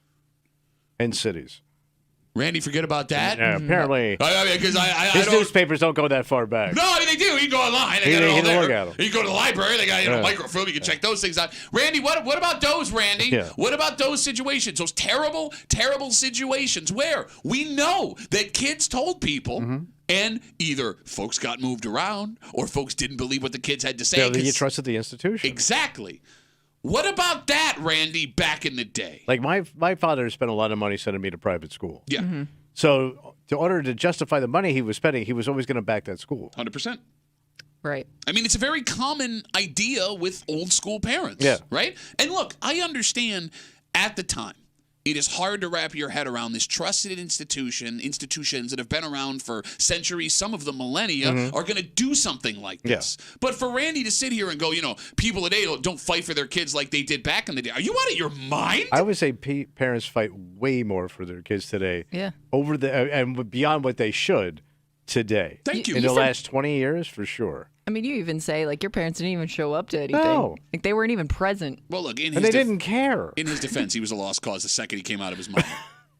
It's a scary world out there. Yes. And yes, there are still people trying to take advantage of kids. But if you want to talk about safer time for kids now versus back in the day, it's not even close. No, you're right. But, Tommy, it goes even further than that. Wait, there's more? I'd like to read you a quote from Randy's letter. Oh. Quote, "That's why your kids don't respect you and feel safe. That's why they look for heroes in other places outside the home." Yeah. Hey, Tommy, remember back in the day when mom and dad were every kid's hero and they didn't pay attention to sports stars, musicians, actors, actual superheroes? Yeah. Did you read? I mean, we needed a Superman back then. If only there was a man who was super. You didn't read comic books or love Reggie Jackson or want to be Mick Jagger? This guy's serious right now? At one point, I wanted Evel Knievel to be my dad. I think you still want that. Kind of do. Which, by the way, Evel Knievel assaulted a writer who said something about him. So he's actually more in this story than we think. But, here's what I don't get. I know. People just have this warped sense of the past. But where does it come from? Because you forget about it. Because when I talk to my brothers who are older than me, when they talk about the past, especially my oldest brother, he glosses over all the stuff that sucked, and he just holds on to these little itty. And I think it's a self-defense mechanism. Fine. Yeah. You don't want to be depressed about the past, so I get it. You just remember the ice cream cones. Look, I get it. You know I get it. And the phone number is 252-WCMF, 252-9263. Fine. Whatever you got to do to cope, that's fine. But to take the time writing the letter that he wrote to argue that today parents are less involved, care less, are willing to fight less for their kids than they were back in the day. I mean, we can point to 1,000 examples. I think you can ask any teacher, coach, anybody now. Thank you. And the reason why they don't want to do those jobs anymore. How about referees for sporting events that we can't find would not anywhere? want that job. But can you imagine if there were street cameras like we have now, all the cameras we have, in 1963? Well, you would have caught a lot of guys standing around fires harmonizing, from what I understand. Oh, yeah, we could harmonize. But think of the stuff that went unreported. Yeah. To your point. I mean, yeah. Yeah. And I'm not here to say everybody back in the day was a criminal. No. But it was a lot of things were just tolerated as that's the way it is. Yes, exactly. Right? So, look, man, have your happy memories. Randy here paints this Rockwellian picture of what America used to be. But he only does it. That never existed. Exactly. But he only does it, Tommy, so he can justify punching a school employee in the face who, according to police, did nothing inappropriate. Yes. It used to be a simpler time where you were able to punch whomever you wanted in the face with no consequence at all because of something you thought. Yeah. Which also wasn't true. If this story happened in 1975, this woman would be facing the same charges she's facing this week. Yeah, if she gets caught, she's in trouble. And it's just strange to me, of all the hills you want to die on, of all the stupid things that people think we say, this is the one you chose? Yeah. Back in the day, parents went to bat more for their kids. Right, Kimmy? We're the latchkey kid generation. Were your parents ever home when you got home? Are you saying back in the day? Oh, you're saying back in our day? I didn't know how far Look, back we were going. We can go as far back as you want to go. No, we can but go you're to right. our generation, the generation after, the generation after. I mean, I just look at the way you are with your kids and just the age that you trusted your kids home alone is way over when my parents finally decided, they're probably okay by themselves at home. Right, because you seemed very responsible as a kid. You never got in trouble. You're lame. No. But I just think my parents didn't really have a choice. Oh, you're saying that you were younger when you were left home Yes, alone. that's Okay, what I I get what mean. you're saying. That's Okay. what I'm saying. I But I don't think it was uncommon then. No, I'm with either. you. Yeah, I was in 5th grade, letting myself in the house and staying home by myself. Go find the hidden key in the garage. We didn't even lock the house. I was driving illegally to my job at 15 because my parents wanted to go on vacation. Don't get caught. Don't do anything stupid. Here's the keys. It's stupid. good advice, Tommy. Dumb hands keys to dumb. No, but like even as we have the discussion, again, we're talking about hate mail of the week. Recapping that story that we got 2 weeks ago, a woman out in Hamlin allegedly punched a Brockport school employee on a bus in the face after her child at 10 years old said that this school bus person touched them inappropriately. Yeah. Police did an investigation. They say that they couldn't find anything. It didn't happen, right? But this woman, in the moment, forced her way on the bus, got her kid, forced her way back on the bus, punched this person in the face in front of a bunch of kids, according to police. And Randy, who writes us, is arguing that he would do the same thing. Knock her out. And that back in the day, parents are softer now. They don't want to fight for their kids like parents did back in the day. Yeah. But even as we have this discussion, we got Facebook messages coming in defending not only this woman, but Randy. This comes in from Stacy. Stacy says, what am I supposed to do as a mother when my child tells me this? I'm going to go home and wait for justice to be served? And what is justice anyway? Does this woman go to jail if that's what happened? I'm going to take this in my own hands. Okay. You don't. First of all, like, to the point, like, she went on the bus and got her child off the bus. Yes. So the child's now safe. Child is with her. So you went back on the bus. According to police. Yeah. And then assaulted this woman. According to or whoever she Yeah, the assaulted. bus employee. Yeah. And was this after she had already reported it, or did that come after this incident? That I don't know. Oh, okay. We don't have But you have any no information. proof of any of this. Well, And even if you did, and let's say you still can't assault somebody. Well, look, that becomes now a gray area because I would be hard-pressed for you to find a parent that if you had proof wouldn't be like, hey, that's okay with me. But it's still going to be assault. You're Like, right. there's You're a legal still gonna system. get in trouble, yeah. Yeah. You're still going to go to jail.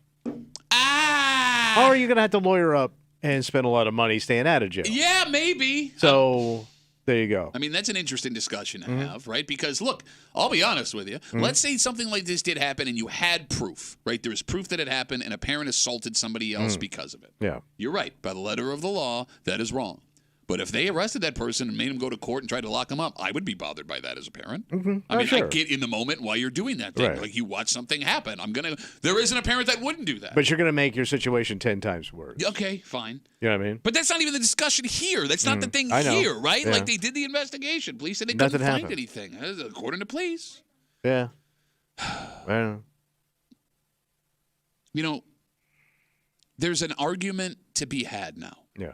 about the better way to raise your kids. Because everybody thinks the way that their generation raised kids was the best way to raise kids, right? Like, I like to think all the time I spend with my kids and the communication that we have and the relationship and all that stuff, right? I feel like that's better, right? But I also know that I'm hawking over my kids way more than my parents did with me. Yeah. And I do have those moments as a father where I worry I'm stifling their independence. So I don't know. Maybe what our parents did for us back in the day is the better way to raise a kid. And yes, there's collateral damage, which is a terrible thing to say about children. But maybe I'm more independent than my kids will be when they're 25 years old. I don't know. Yeah, I mean, it is a social experiment, but I always think, like, you care about your kid. Yeah. And that can't be a bad thing. You're not. Guess we'll nobody's find gonna out. raise. Nobody's gonna raise the perfect kid. No. Right? But like.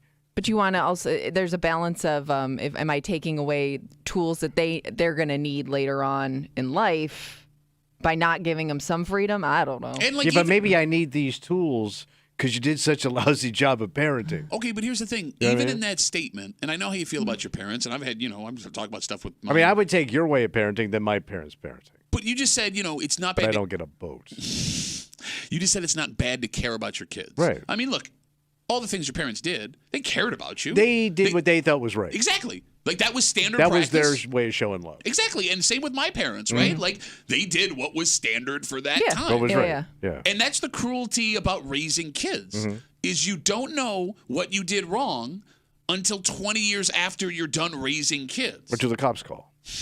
Yeah, exactly. All right, let's take a break. All right. Technology can help us with stuff like this. Oh, yeah. Well, like, for example, I feel comfortable leaving my kids home alone now because of all the technology that exists, the cell phones and the cameras and bing, bang, boom, right? There is some technology that may be a bridge too far. Really? Well, for example, there is a human being who apparently volunteered to allow this very famous billionaire to put something in his brain this week. Oh, yeah. This seems a little creepy. Mm-hmm. And I guess the question I have for what it does, Yeah. why? Okay, well, yeah, that's a good question. We'll get into it All right. next to the break room on 96.5 WCMF.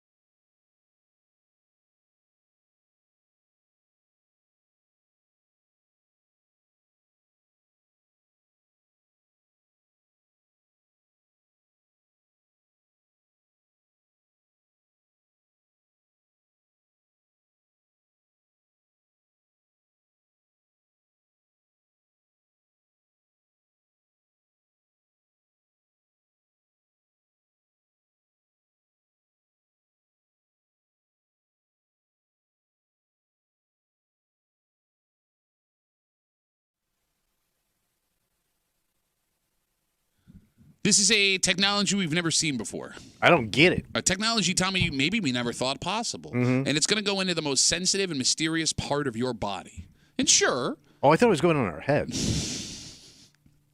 Sure.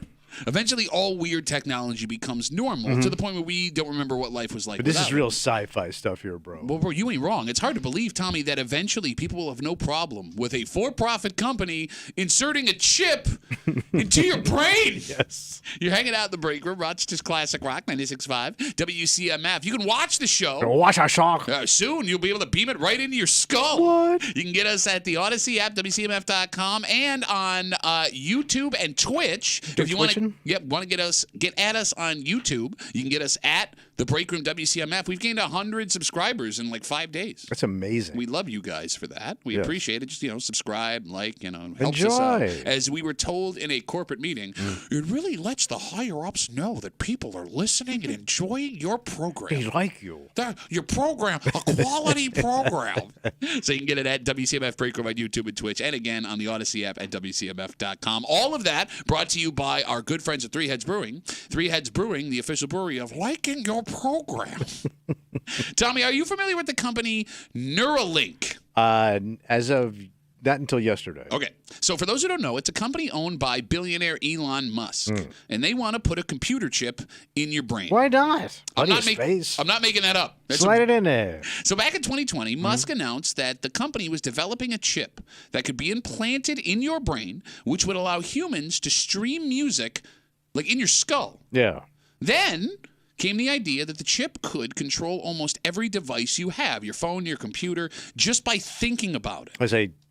I think about turning my TV on. Yep, and then boom, it's on. All right. Then came the idea that users who had lost use of their limbs for a whole bunch of different reasons could use that chip to gain function of them again. All of this big-time stuff. The company hoped to have the chips in human brains by 2022, but there were a couple of hiccups. Well, chip shortage. Nope, that wasn't it. They had the chips. First, employees of Neuralink started sounding the alarm that the company was killing a bunch of monkeys they were testing on. Ooh. Oh, they didn't like the chip in their head? No, apparently not. And if that wasn't bad enough, the company, some whistleblower said the company was causing, and I quote, extreme suffering while testing the brain chip on said monkeys. Okay, so it kind of hurts. A little bit of a red flag. All right. Then there were investigations by the FDA, the SEC, the Department of Agriculture, the Department of Transportation, a lawsuit from a physicians group.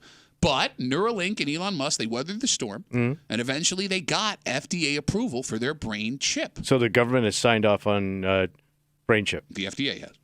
And this week, Elon Musk, in a tweet, said the company put their first chip ever in a human brain.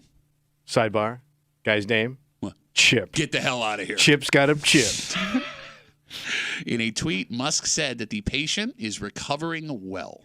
Okay, they always say that. Well, what about everybody's so recovering good. well Yeah. until they ain't? What about Elon Musk's past would lead you to believe that he's being dishonest in any way? All right, so we got a guy that agreed to do this. Yes, so that leads us to our first question. The phone number is 252-WCMF, 252-9263. Question 1, who the hell is the insane person who decided to be the first ever to let Elon Musk put a chip in his brain? Because it's totally untested human technology with a company, as we just told you, that has some documented issues. Yeah. And going further, it's not something you have to have. No. In fact, Tommy, I would make the argument it's not something a lot of people right now would want to have. Yeah, because I can just turn on my phone and stuff. Yeah. You got thumbs. Yeah. You bring that up because I saw there were people during COVID and time, and even before then, that were like, the government's gonna put a chip in your body, man. And then, we should and listen those to them same people I saw, Elon Musk's got a few good ideas. Sign me up, man. It's weird that they all sound like deadheads. Yeah. I will say this: if you're, if you're incapacitated and it could fix that, because I saw one where they said not Musk, but some other place, a medical place where the guy had a spinal problem, and he was able to walk with this thing in his head. Sure. If I'm that guy. Chip my I guess you have ass nothing to up. lose. That would be the one that makes sense. Like Yeah, if we get find me out out of this bed. I can walk. I can use my limbs. Yes, if this person was a quadriplegic and this is their only Yeah. chance of ever having the ability to potentially move their limbs again, that makes sense Yeah. to me. That Move makes sense science to me. forward. Exactly. But this is like the ultimate. It's like having a remote in your head. Yeah, remote head. Yeah. I don't know if I want music playing in my head either. You don't. I always have music playing in Yeah. my head already. I don't need a chip Like for that. imagine, I mean, it's bad enough when a song gets stuck in your head. Now it's literally playing in your head. Like when I go to bed, all I hear is la la la la la la la la la la la la la la la la. It's hell. It's hell. like with the first person getting this chip in their brain, according to Elon Musk and Neuralink this week, right? You don't want to stand back and just see like how the first few go, Yeah. I don't want to be I don't need to be the first. right?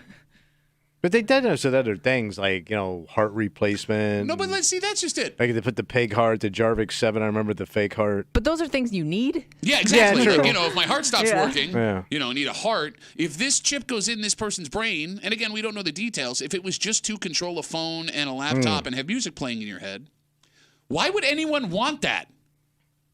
I don't know. W- I mean, I invested in all these remotes. And, like, what do I do with these? I bought the batteries. Your ears hurt that bad from using buds? Like, I mean, they have softer buds now. Sick of using your thumbs like a sucker? I mean, I know maybe I'm being a little dramatic here, but as I'm reading this story this week, Yeah. it sounds like legitimate supervillain Yeah. stuff. Like, I don't want to be alarmist guy, but there are lots of people who trust medicine. You brought up the Jarvis 7, the artificial heart. There are people that have pacemakers and implants in their body that they need to function on a But somebody daily had to be the basis. first sucker to get that thing stuck in them. But even with the years of improvements in Right. technology, to make sure that it's safe, even people that get those are nervous before they go in, and it's a totally reasonable feeling. And usually the people that got those experimental organs, this was their last shot. Yeah. It wasn't like we could save it. This is like we put this in. And I remember that guy that got the first artificial heart. He didn't live long, but he was a goner anyway without it. Well, I mean, You know what he needed the Jarvis 8. They didn't have it yet. It wasn't there. Yeah, right? it was still in production at the Ford plant. Oh, Ford made Yeah, pig yeah, hearts? yeah. The guys who they built the Mustang were on that project. Shut up. 252 WCMF 252-9263. This week, Neuralink, a company owned by Elon Musk, put the first ever chip in a human being's brain. The chip, it started as a way to play music in your head. Then they said you'd be able to control your phone, your computer, your television, all with this chip in your brain. Then came the idea that folks would be able to regain their use of limbs if they had accidents, whatever reason, born without the use of it. And as Tommy brought up, that last one makes sense. Yeah. Right? Desperate situation. I you're want my giving life. mercy to people. But this week, the first person that ever had it done. And in a tweet, Elon Musk says the person is recovering well. 252-WCMF, 252-9263. Maybe we're wrong here. Okay. I don't know. Look, we're open to ideas and opinions. Keep your chip out of my brain. All right. Let's talk to John. Hey, Johnny, what's going on, brother? Good, brother. How are you? Good, man. What you got? I could see this going so south of the border. How? Well, you got people who already hack your computers. I could see someone hacking someone's chip and making them do Saturday Night Fever at work. Is that possible? Because I would actually want to see that. To be Travolta. That would be funny. Or hack you to get into your bank account and say, hey, give me some money. You know what, man? It doesn't matter because the government's already hacked your brain. Right? All right, John, if this was offered to you for free right now, would you take it? Oh, hell no. Okay. So you're out on the chip. Is there anyone in the room that would take it if it was offered to him for free I just right don't now? need it. It's not No. something that I'm even interested in. Even if it works fine, I'm fine just using my hands to scroll. All right, I on my will say phone. this. Okay. So, like, my hearing's really bad. Hey, John, thanks for the call, buddy. I really appreciate Yep, it. take it See easy, you, buddy. So I have hearing aids, right? Yeah. Yeah. I also have ringing in my ears night and day. Okay. Yeah. It doesn't go away.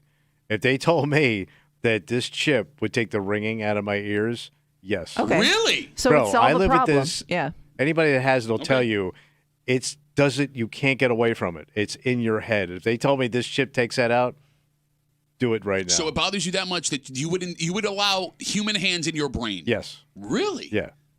We'd have to find some really small hands. But I guess that makes sense if you have a problem you're trying to fix or find some relief from. Right. you'd be more likely Just anything to do in it. misery. Yeah. No, okay, I understand that. It's the whole computer remote music thing that's throwing me. But this here. is the future, right? I mean, this Okay. is you're gonna have to live with this stuff. Also, go ahead. You're gonna you people. You people. What do you mean? I mean, you people. Yeah. This is your life. So let's talk about that for a second, Kimmy. I don't mean to cut you off, okay. but because he brought it up. Yeah. This technology, and I see you guys on hold. Sit tight. 252 WCMF. This technology could go one of two ways. Or it could go evil. No, what I mean is either 30 years from now, everyone has a chip in their brain. Yeah. And we're laughing about people being so hesitant to begin with. Think the way the flip phone became the smartphone. Right? Like there's still some old man with a flip phone that's holding on for dear life, and we all point and laugh at him. Or this technology completely disappears, and every few years someone goes, hey, remember that time that billionaire wanted to put chips in everyone's brains? Yeah. Because that's happened with technology we thought was going to revolutionize the world too. And we passed on it. Yeah. We decided we didn't want it. Right. Think about ordering food. Just think of pizza. It's going to be here in 10 minutes. If I thought, no, but that's the other thing. Like, how do I, like, turn it on and off? Like, if I think pizza, so is Salvatore's going to be at my door in 15 minutes? What if you're constantly thinking about pizza and you can't, and they're just constantly bringing you pizza? What if I'm able to watch porn in my brain? How would you turn that off? Why would you? Well, because I have to talk to my mother-in-law? I don't know. You waste words on a mother-in-law? I also would worry because Elon Musk takes on a lot of projects.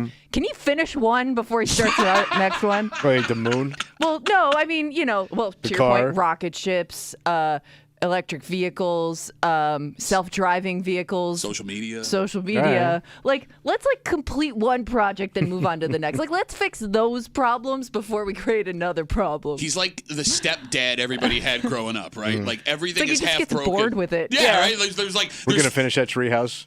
There's Phillips head screwdrivers strewn across the table. Because I'm still waiting on the self-driving car. Like, perfect that. I'd rather use that than have a chip in my brain right now. Okay. 252 WCMF, Neuralink, owned by billionaire Elon Musk, considered their first ever chip in a human brain this week. Elon, in a tweet, said the patient is recovering well. Let's talk to Mike. Hey, Mikey, what's going on, buddy?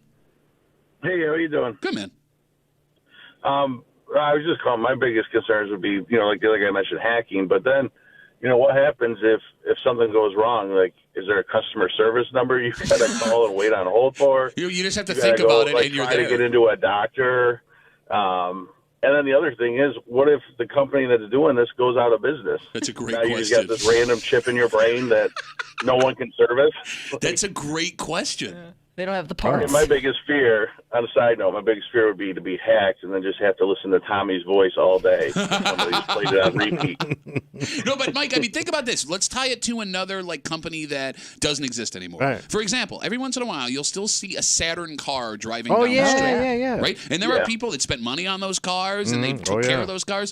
For you to find a part that's going to fit that Saturn that somebody knows how to apply in the technological world today, it's very difficult. Yes. Now, imagine that with your brain. Yep, you're on your own, buddy.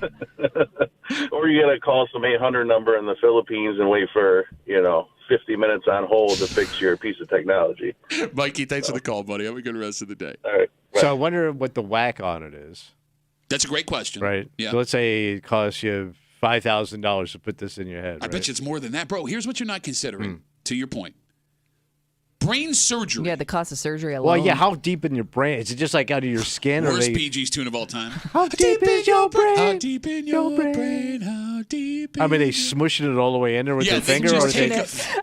Or is it just sitting under the skin? All right, so I have a unique perspective on this. Okay. Because I know exactly what brain surgery costs after insurance. Yeah. After what my daughter went through a couple of years ago. And I told you, and it all worked out. Everything worked out just fine. Yeah. But with really good insurance, one day I got home from work and I opened up a letter from the insurance company. And I found out what it costs for brain surgery and recovery. And I almost passed out immediately. Right. And that was with something that we needed to save my daughter's life. Right. Not a chip in somebody's brain. So, bro, it's more than 5G, but your second point. So let's say I get it and, I really need it, so I throw it on the card and then I can't pay. Yeah.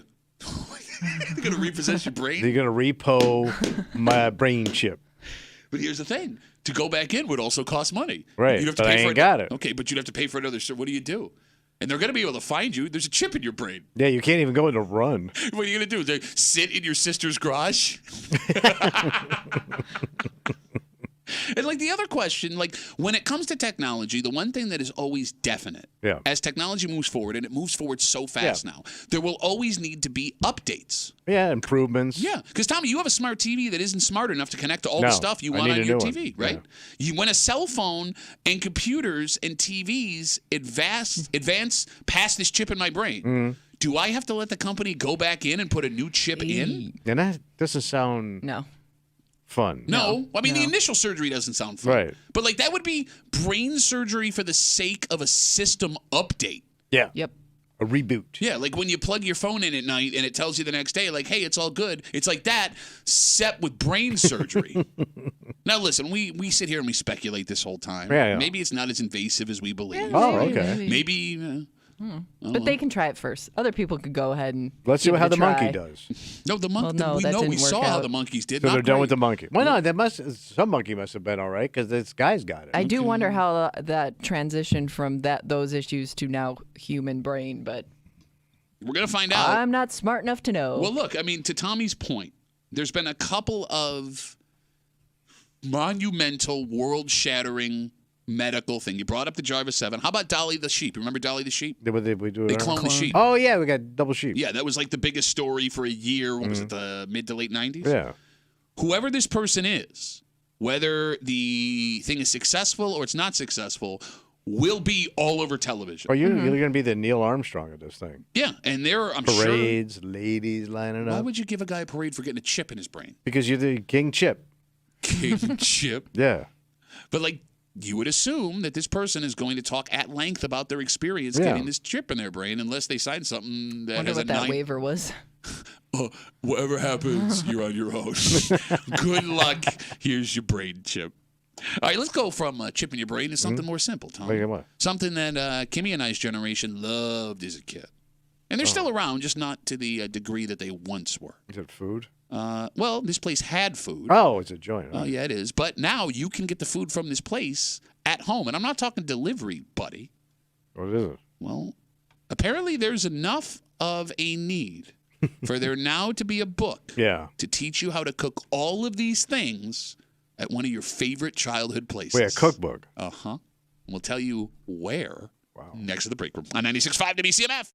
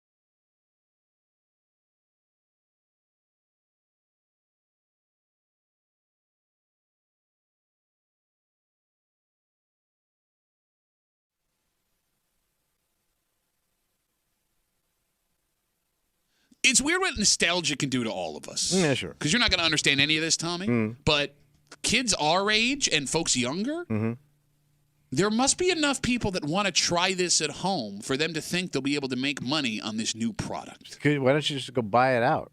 Well, because it's not the same. Sounds to be better.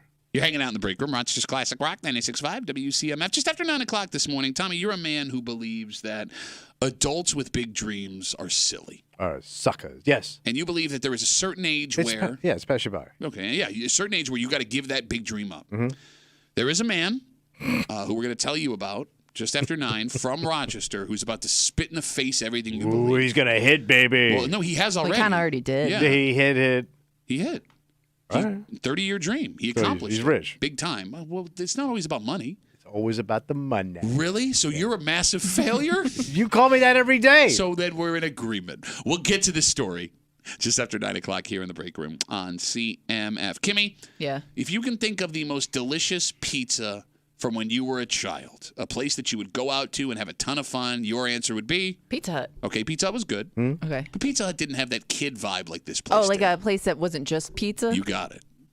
Chuck E. Cheese. Oh, yeah. Oh, Okay. duh. That's a top. Oh, I don't know. She's talking like she's 7 again. Oh, duh. Talk to the hand because the face ain't listening. So, Chuck E. Cheese, fond memories of every millennial and Gen X are going to Chuck E. Cheese, scarfing all that pizza, running around, playing games, all that stuff. And Chuck E. Cheese has hit some hard times in recent years. Yeah. They started closing locations. The one in Henrietta's gone. The one in Greece is still open. Where do parents go and fight now? On a Saturday afternoon. Those videos still exist, man. Yeah. They're still happening. It was announced this week that Chuck E. Cheese is putting out a cookbook. Okay. But it would just be a pizza cookbook. Well, Yeah, no. did they have other food? I don't remember that. So there are 128 pages of not only Chuck E. Cheese menu stuff. of not Chuck only E. Cheese stuff recipes. they make at Chuck E. Cheese, but other things. Now, it's not clear how many actual menu items are in it, but it would give you the opportunity, because it shows pizza right on the cover, Yeah. to make your own at-home Chuck E. Cheese pizza. Okay. What was so special about their pizza, though? I can't tell you, I don't know, but it was amazing. But you were just a little kid. You were having fun. It may not have been that great. Okay, why are you Yeah, but the same thing goes for like school lunches. Like, I don't really know how good those school lunches were, but I would take one in a second. I went back and had lunch with my kid a while ago. Still awesome. Still the same. Really? Still Hasn't amazing. changed. Mexican fiestadas for the win, baby. The French fries at Aquinas have not changed. So there are other things so that you can make like Kansas City barbecue chicken pizza, Halloween-themed pigs in a blanket called mummy dogs. So this is something that they would sell at Chuck E. Cheese? So that, I don't know. I haven't been to Chuck E. Cheese in a while, but Yeah. they also teach you how to make a marble unicorn cake, rainbow marble unicorn cake, which I do remember being on the menu when I took my kids there. Marble Okay. cake? Yeah, like you could buy for a birthday party. And they say the new cookbook is to extend the Chuck E. Cheese experience beyond their actual restaurants. So it'll be on sale this week. You could pre-order it at Amazon for $23. Okay. Learn how to make, junk food. Kimmy, you went on the Chuck E. Cheese cookbook? No, because if I'm gonna have the Chuck E. Cheese food, I want it like at Chuck E. Cheese. Like if I'm a kid. So you at 34 years old. Well, not now. You're In going to the walk ball into a pit. Chuck E. But I Cheese. think there's the part of like eating it. Ball pit, Kimmy. Duh. I would totally eat pizza in a ball pit. Okay. What, you're gonna make that gross? How is it you made You it gross did just it. by saying Don't it? drag me into your creepness. You can't even... Brought up the ball pit. And you jumped in it with a pie. Let's not talk about Tommy's mom. Kimmy, you were saying. No, I think like part of what made that food taste the way it did was also The fun. the ambiance, the fun, Sure. eating it with your friends. Okay. I mean, I don't know if like eating it at home it doesn't do anything for me. there's so many options for pizza now. Even if you want to just make pizza at home, like to go down this hole. Okay, again. What? You cannot talk about pizza. Yes, I cannot Because you eat don't pizza. eat pizza. You think I all have pizza pizza? tastes the same. You argue that Wegmans makes the best pizza in Rochester. Bro, they send people to like Florence to make them pizza. You just keep saying that over and over again. It doesn't make it true. By the way, They study. They study. They stutter? They study. They Stutter? study the pizza. Didn't Chuck E. Cheese like make their pizzas available for delivery at one point. But they did it in a weird way. And again, we're talking about this Chuck E. Cheese cookbook that's put out. I'm going to tell you why this is brilliant in just a second. You could pre-order it on Amazon for $23. Remember during COVID, Chuck E. Cheese couldn't have kids in. Yeah. So all of a sudden, on like Uber Eats and Lyft, or those things, a mysterious pizza place started showing up. Okay. And people started ordering it. And it turns out it was Chuck E. Cheese acting as an independent pizza shop selling pizzas out of their Chuck E. Cheese's. Oh, okay. And folks got pissed off because it was like, bless you, why not just tell us it's Chuck E. Cheese pizza? Yeah. Here's why this is brilliant. All right.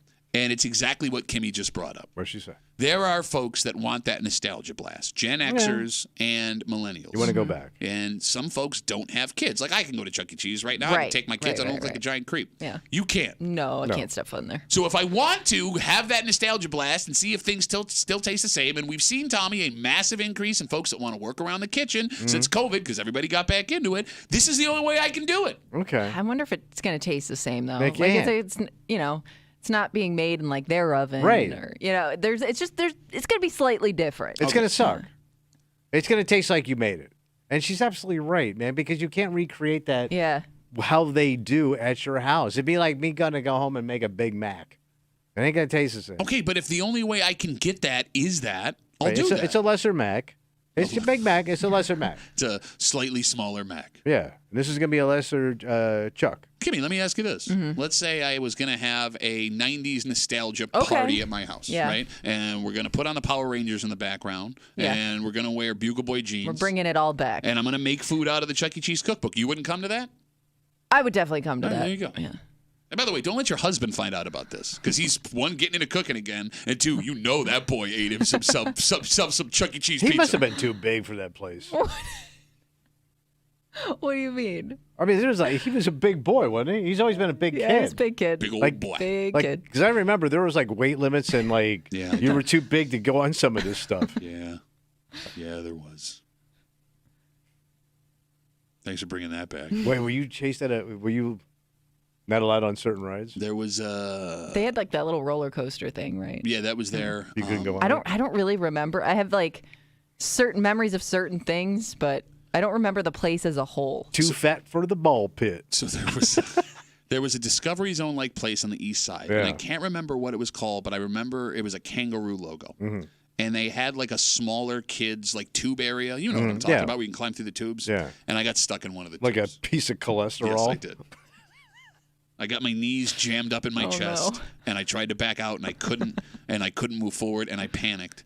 And my aunt, who took me and my brother, had to get an employee, and they had to pull my leg out so I could extract you. Yes, dislodge like myself. Jessica in the well. Extract Pat. And I remember my kneecap was right on a ridge of one of the tubes that connects together, and I was just in agonizing pain. Came out with wounds. Agonizing pain. How funny would it? No, it wasn't funny, man. There's a fat kid in the tube. No, but it happened within the first 5 minutes of us getting there, and I didn't want to go back in the tube again because I was super embarrassed. But you can't go back in the tube. So there was one other thing I got to do. So for 2 hours while my brother, who's also chubby kid at the time. What'd you just do? Just putt? Yeah, sitting around. Yeah. Oh, this is fun. $5 for tokens for a video game. I'll just do that the whole time.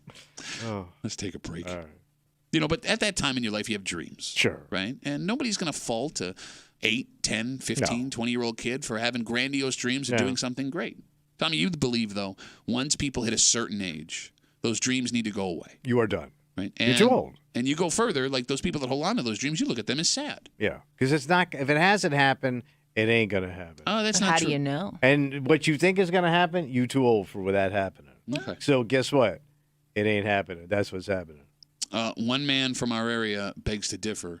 In fact, He's going to go for it? No, he went for it, and he got it. He got it. At an And age. he stuck with it for a long time. How busted ass is this? Bro, there are major names in this. Yeah, and he ain't one of them. He could be soon. He ain't going to be no major name. It's a 30-year dream.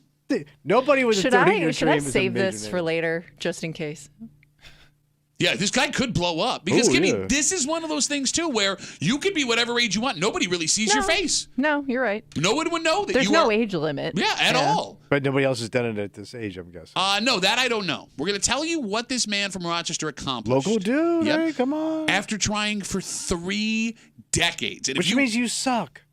If you take a run at something for 30 years and you ain't no good, you ain't no good. We'll get into it. Show me a guy that's been doing the same thing for 30 years. It's good. We'll get into it. Next to the break room on 96.5 WCMF.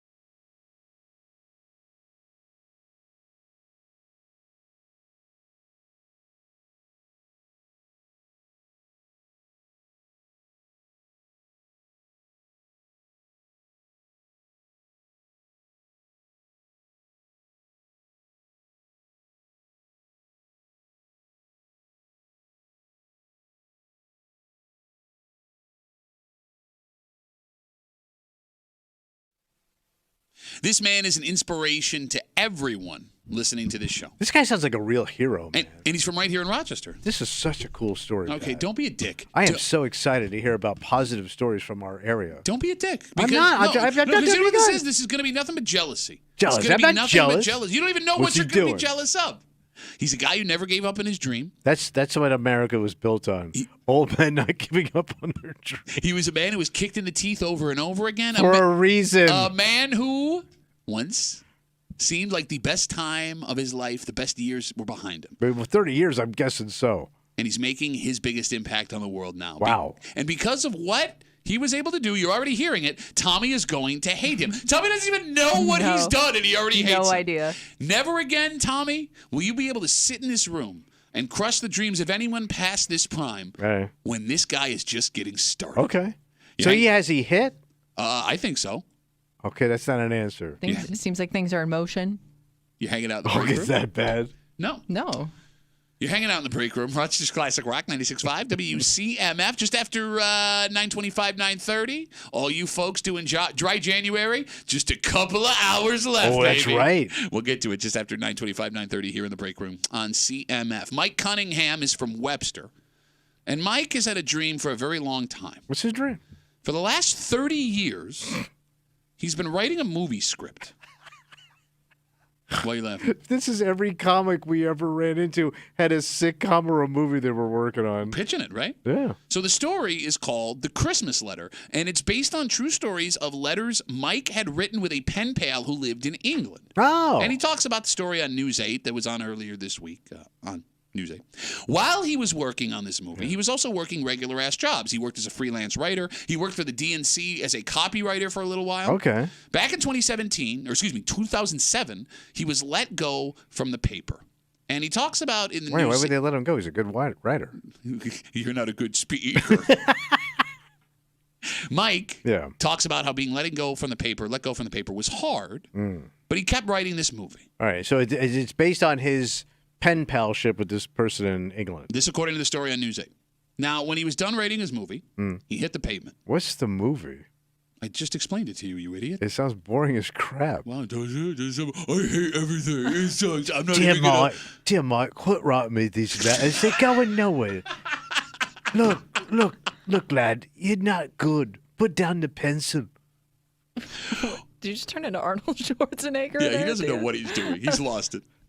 When Mike was done writing, he hit the pavement, and he showed his script to everyone that would look. Yeah. He shared it with production companies. He shared it with other folks in the So business. he shopped it. He moved it from agents to actors to everyone, and no bites.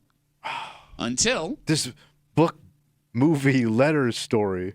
Who said book? It's called The Letter. Where's The Christmas Letter. With Arnold Schwarzenegger. That was until an L.A. writer saw the script after somebody shared it online. Okay. And that's L.A.? You didn't say L.A. took a look at this. And that's what got Mike over the hump. Hell, you get to L.A., you in. We know a buddy who went to L.A. After 3 decades of blood, down the hall, sweat, and tears, everyone knows you're talking about. I know. Mike Cunningham is currently wrapping up production on his movie right now. They're making it. They made it. With Schwarzenegger. They made no Schwarzenegger, but there are. I keep getting these letters for this Cunningham. It's driving me nuts. You don't even sound like Schwarzenegger. This is British Schwarzenegger. You shoehorned in a crappy impression. This is Arnold in Britain. What? I just did it. No, you didn't. You this is a terrible letter. It's terrible. It's boring. I want nothing to do with this guy. So Schwarzenegger is not in the movie, but there are some household names in his movie. Wait, so this thing is done? It's wrapping up production right now. They filmed it in Syracuse. So who they got? I thought it said Ithaca. Was it Syracuse? I could be. I thought it said Syracuse. No, he was good enough for Syracuse. Chevy Chase is in the movie? No, he's not. Yes, he is. Randy Quaid is in the movie? Okay, you're going downhill fast. Brian Doyle Murray's in the movie. Oh, my God. This is everybody. Brother is in this movie. Yeah, does Chevy Chase have a brother? Yes. What's his Chevy name? or Chase? All right, so I love how I hit you with Chevy Chase, and he freezes. If you're watching the live stream, he freezes. What? All right, so you got has-been 80-year-old Chevy Chase. Okay. And then you got Randy Brian Doyle Murray. Who is the brother of Bill Murray, but you've seen him in everything. You saw him in his greatest acting ever which was Caddyshack. Yeah, he was great in that. Well, he ran that Caddyshack. He's been in everything. And Okay. you like Brian Doyle Murray. I do, know you I like do. Brian Doyle Murray, but you're so blinded with rage at a man who accomplished something that you never could that you're just taking shots. And Randy Quaid, do I have the right one that went crazy? Yeah, he went crazy. Was he like on a run? I thought he was still on the run in Canada. So did I. But I think apparently, he's been touring the United States doing like autograph and photos. And he's in this movie. And he's in this movie. And by the way, wait, this isn't? Oh, you already said they made it. So they filmed it all around that area. yes. And this is not bad for a guy who had never written a movie before. Yeah. All of these stars, household names. Now, Mike looks to be in his late 50s. They don't say how old he is, Kenny, in the story. It just says he's been at it for 30 years. I'm not sure. And however old he is. But he nailed it, man. Tommy, he's way past the age you'd think someone would hit on a dream like this. Yet, here he sits watching his lifelong dream on film released to the public. Bro, he's sitting right across from Brian Doyle Murray. You could not get Brian Doyle Murray to leave you a voicemail. Yes, I could. He probably has a service where you pay him $20 and he goes, "Hi, I'm Brian Doyle I'm Murray." Royal Diane Morrow. Well, you might as well use that name because it has the same impact. You were saying, Tommy, look me in the face and tell me that this man from Rochester's story is not impressive. It's impressive. I mean, it's this movie's going nowhere and nobody's going to see it. Are you effing kidding me right now? Are you Either effing way, kidding me? let's say it doesn't go anywhere No, and I nobody mean- sees it. Guess what? Your movie got made. I With understand. stars. Yes. I understand. This I ain't understand. Moose with a handheld camera, bro. This could also be something where Big in Malaysia, now from what that I you've hear. been recognized for it, maybe there's more opportunity there for you to do something in the future. Okay, who knows, first who of knows all- where it goes? Here's what happened, right? Yeah. You had one amazing story, right? And you worked Well, it for you're a writer. You're probably you- creative. Okay, so you took a story that was your own story, and you wrote a movie out of it. Yeah, you wrote a movie out of it. So what are you going to do? The letter 2? You don't think the Why guy's would got- that be out of the question? And why would you think he doesn't have other ideas? There are plenty of scriptwriters who write different scripts in different genres. See the hand? Yeah. The old man hand is up. Old man wave. And it is out. Here it comes. Get out of my face. By the way, man. with the way That's like, what they've been telling him for 30 years. And he stuck with it and he hit. with the way streaming services are now too, even if That's your where he's movie, going to end up. But that's not a bad thing. What's You- a you low get- stream? You get way more When you eyes. take a leak. You get way more eyes on that movie that never made it to theaters than you ever have in the past. He'll be on Peacock 4. You're gonna watch it. That's the other funny thing. You run through so much streaming stuff. You're Yes. gonna watch this movie, and you're gonna like it, and you're gonna hate yourself for it. You're gonna come in and be like, "Yeah, I watched it." But this story just sounds boring as crap. you we don't even really know don't the even- I story. don't- We don't know like what genre it is. you But he know, was to right to this dude. Well, we don't know. In I don't England. even. Was it a dude? I don't know. Oh, maybe he's a lady. 252 WCMF 252-9263. Story on News 8 this week about a man from our area. His name's Mike. For 30 years, he's been writing a script for a movie based on a personal experience he had with a pen pal in England. For 30 years, he had doors shut in his face. He wasn't finishing this thing. He was getting discouraged. Yet, a man who looks to be in his, 50s, late 50s, right? Yeah. Finally accomplished his dream. The movie is wrapping up production right now. It's got Chevy Chase, Randy Quaid, Brian Doyle Murray. It's just funny hearing you say his names as the altitude drops in the room. That's how movie posters work, you idiot. This is the fastest drop off of star power I've ever heard of. Who's in your movie? I don't have a movie. No, sorry, what? I'm never going to get into big Hollywood, You man. don't have It's a- just a mill, man, and it spits you out of the other side. You don't have talent. You don't have a house. You don't have radio career. We can sit here till 10 and talk about the things you don't have. Yeah, I'm the Randy Quaid of this room. No, because Known people hider. listen to Randy Quaid for no hider. 252 WCMF 252-9263. The bottom line is this, and I want you to think about this before I go to the phones. Never again can you sit here and run your hack-ass, crap-ass, bitch-ass crap about how people should give up on their wildest You may dreams. write a script where Clint Howard stars in it. Let me ask you a question. I don't know who that is. That's Ron Howard's brother, who's been in a million movies. Oh, I know that guy. Yes. Weird looking. Yes, he is definitely the, who was the third guy in the movie? Brian Doyle Murray. Yeah, he's the Brian Doyle Murray of the Howard family. Let me ask you a question. If that guy was down the hall, Brian Doyle Murray, or what was the Howard? Clint Howard. Clint Howard. If they were down the hall in the green room, would you go talk to him? Oh, sure. So shut up. Yeah. So shut up. But I wouldn't pay good money to see him in a movie. I wouldn't buy a movie. You don't go to the movies anyways.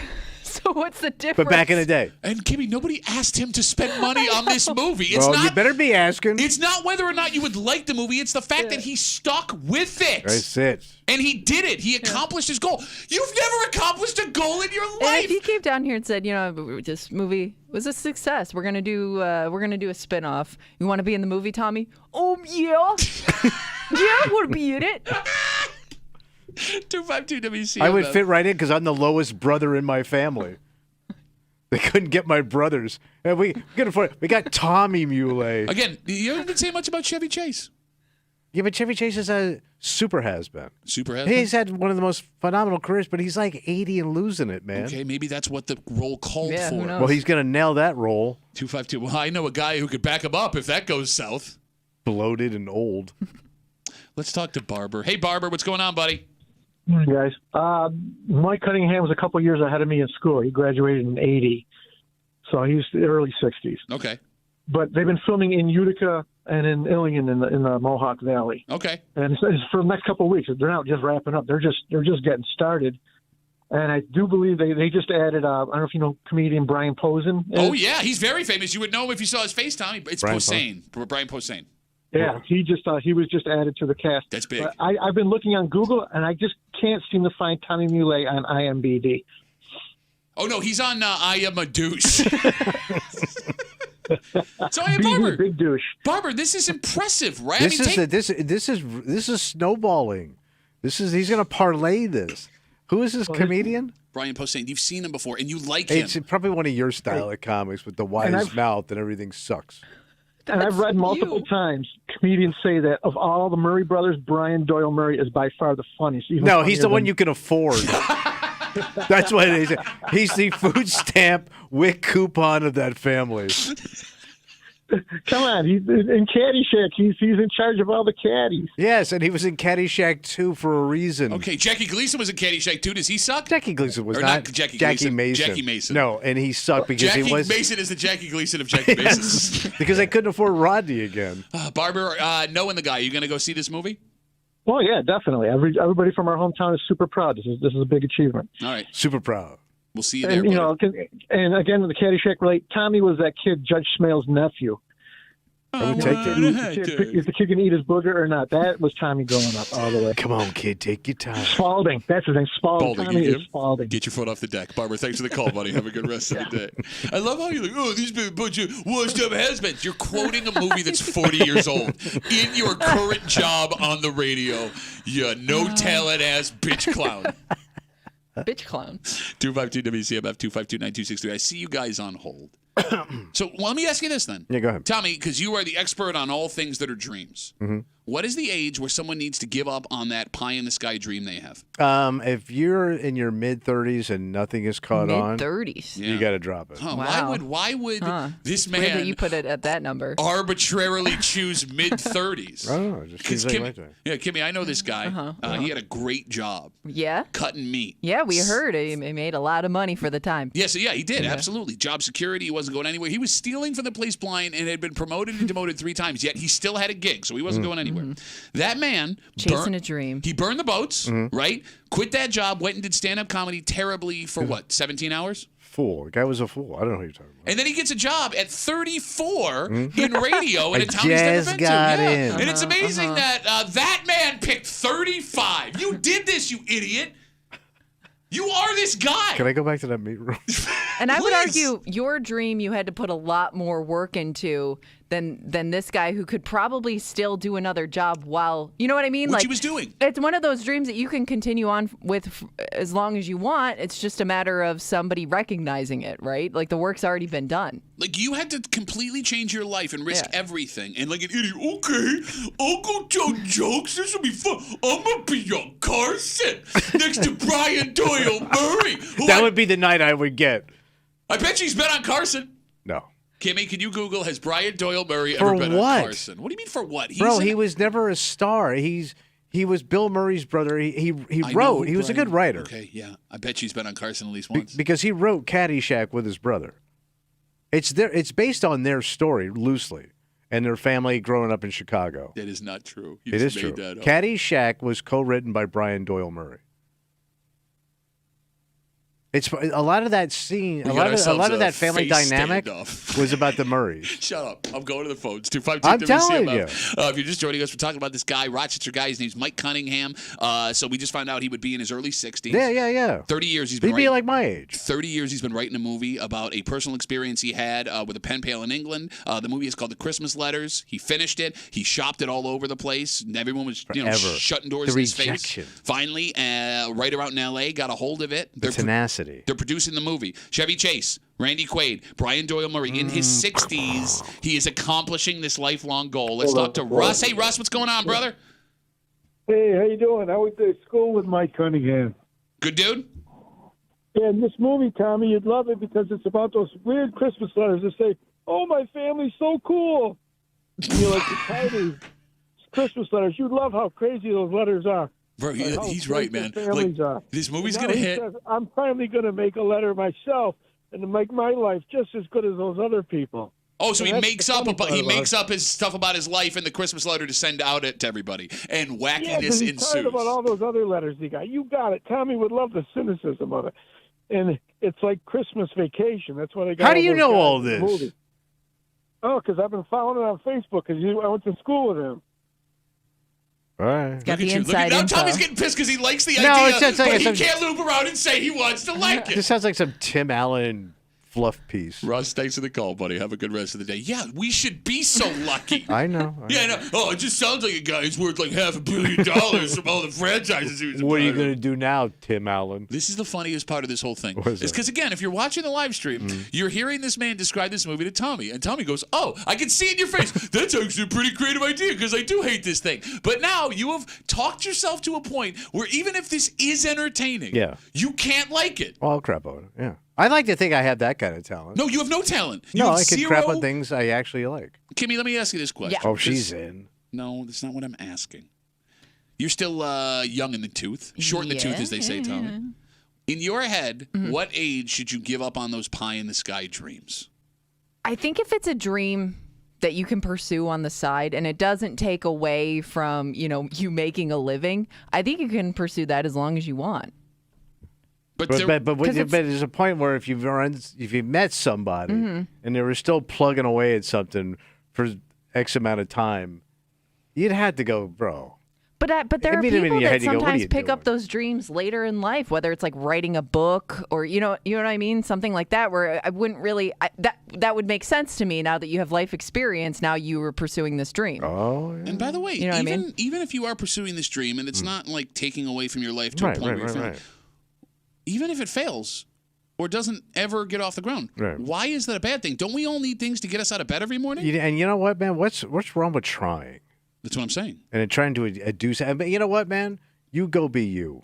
You try. I believe it was Langston Hughes who said, "Hold fast to dreams, for if dreams die, life is a broken winged bird that cannot fly." That doesn't make any sense.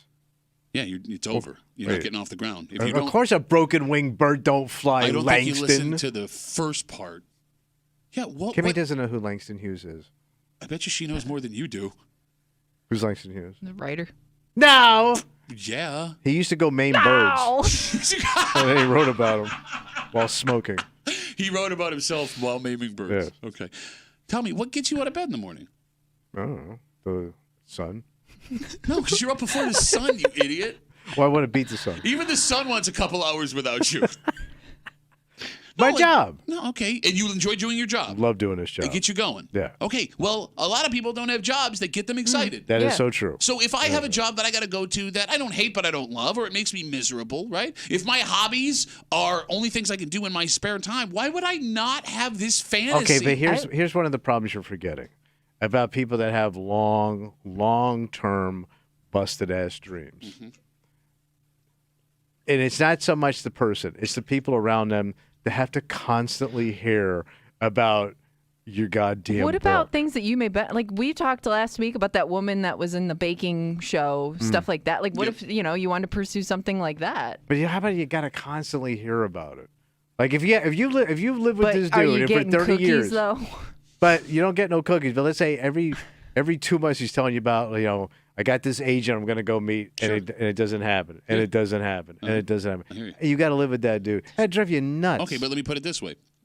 if you're someone that encourages them and believes in them, like Mike's family or friends that encouraged him, they're going to get to go to a premiere. Yeah. And they're going to get to In Utica, man. But they need And to meet Brian Doyle Murray, who's best friends with Clint Howard. which you just said you would walk down the hall and shake his hand. All right, so you're telling me you could encourage somebody with a busted-ass dream for 30 years in your house. If your wife had a dream of writing a book. My wife, yeah. Of course I No, have to but you're encourage that. faking it. But you're totally faking it. So what? You wouldn't trust his wife to write a book? No, but like the Well, no, yeah. No. Answer the question. Answer the question. If you knew that book was going nowhere and she keeps constantly getting shot down and I got to constantly hear about it, it would drive you nuts. Okay, but here's the thing, man. But she tried. And if that's what gets her motor running. I would assume you, at your age, know a bunch of people pursuing these types of dreams. No, right he's now. got no friends. Well, no, I just mean like once people hit like retirement, that's when a lot of these new dreams pop up. Which and, is, true. And we had a buddy that, he got into the game late being a food critic. You tell that guy he sucks? And? He had a heart attack. Ate too much. Went too many chicken croissants. You said it wrong. Chicken? And we got another buddy. He's left our business and is now pursuing other adventures, and he's doing quite well. And I got another buddy that's now in the food industry. I mean, I know a lot of guys that have pursued other things. One guy's a tuner fisherman. A tuner fisher? Yeah, that's his problem. The bottom line is this. Yeah, the bottom line is you're not going to have any bottom line, bro. I'm going to talk to Kimmy now. I can't wait to see that fat check that comes rolling in on your letter movie. Bro, I mean, if it makes a streaming service, he's going to get residuals off of it. Oh, they pay squat-ola. Really? Tell me how the streaming service movie They don't business pay no works. Hollywood money. They pay you stream they're money. getting your money because you own every streaming service there is. That's the funniest thing. If it ends up on a Netflix or a Hulu or something like that, you're paying for it. This ain't going no Netflix. Okay. What's Any below other Netflix? one? What's the lowest stream? I don't know. Peacock? You have it. You Okay. pay for it. All right. Amazon, you pay for it. God, you're so dumb. I'm going to talk to Kimmy now. Okay. The bottom line is... What's the bottom line? You shut up. We all know legitimately talented people in our lives, right? Like folks that had the ability to do big time stuff if they had the right break or they pursued it as hard as they should have, and they ended up just living regular ass lives like the rest of us. Like, don't you want to see those people reach their potential? Yes. Don't you want to see what they could accomplish in the right set of circumstances? Absolutely. That doesn't get you going? It does, man. It does. You go get him, kiddo. Like, it makes me angry. Ow. It bothers me the breaks that some untalented Oh, my God. hack, How do you just fall into it? short, ugly, wrinkled weirdos get when legitimately talented people. Why, God? Sometimes I say, Pat, why, God? I'll ask you this question Why, before we move Kimmy? on. I'll ask you this question before we move on. What's the deal? There are rich and famous comedians that you see on television all the time. They're so funny and They clever. are funny. How do they come up with these things? Tommy, are those the funniest comics you've ever seen? Or are the funniest comics you've ever seen the ones some of you worked with on the road? I know. I met some guys that were just extremely clever, but yeah. Nobody ever heard of them. No, and you never will. And it's because they're, they just never got their break. That guy shouldn't have kept pursuing it. That guy's untalented because he didn't hit it big.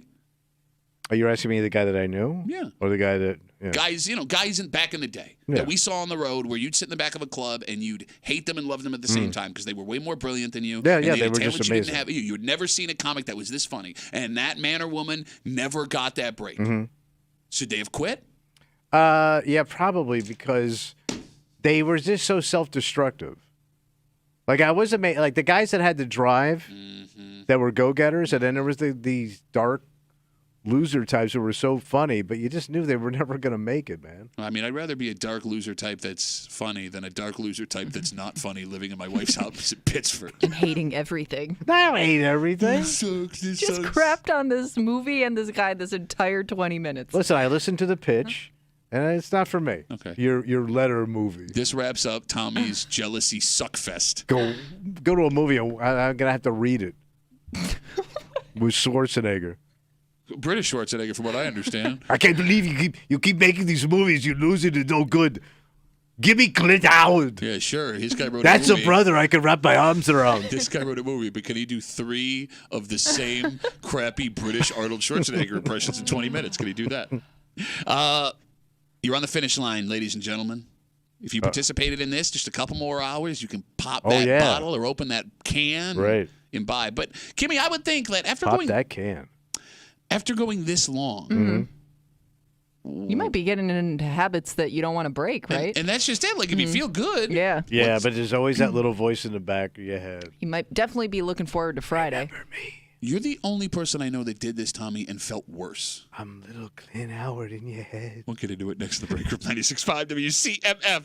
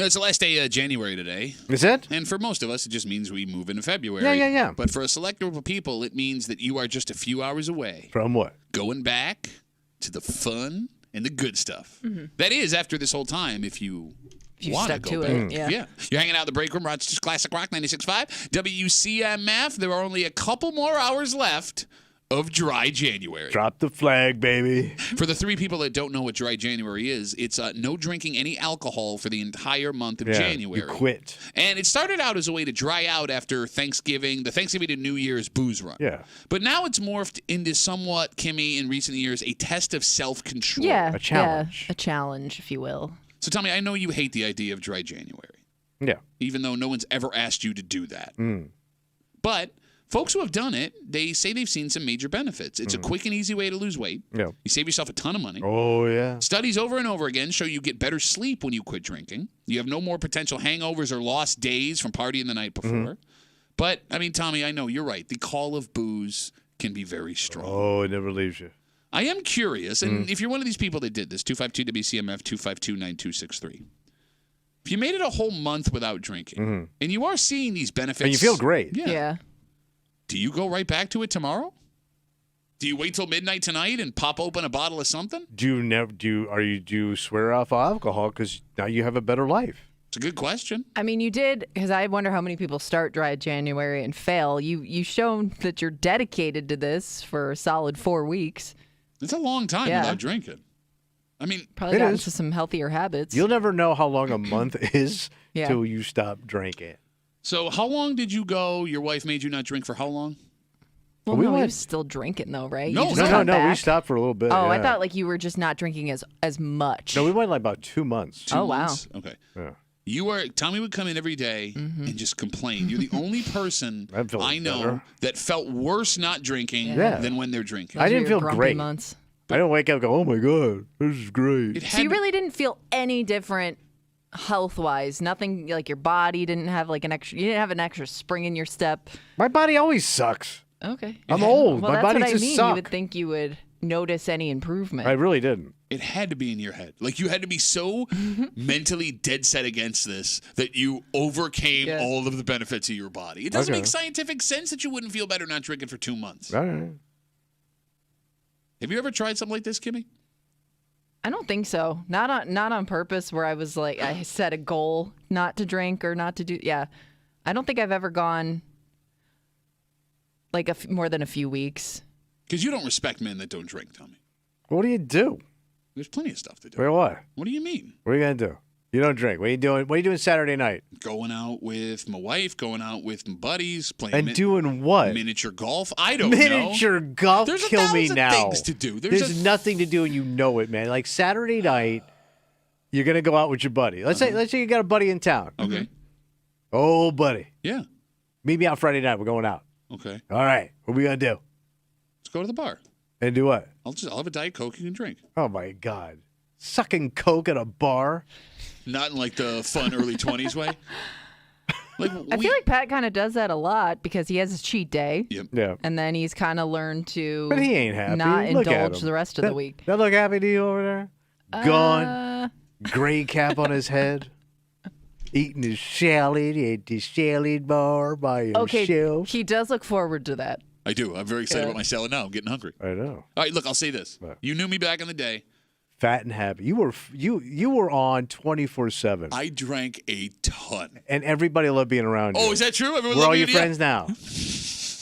We're all your friends, Patrick. All you did was This room used to be packed full of fat, jolly people. But look at us now. all you did was Gone. call me a fat drunk Yes. every single day. That's But I all meant you it did. in a good way. You poured me full of old school Four Loko live on the air to the point, and then had me have a debate about school funding in the city of Who Rochester would want to hang out with that guy? when I was like 21 years old.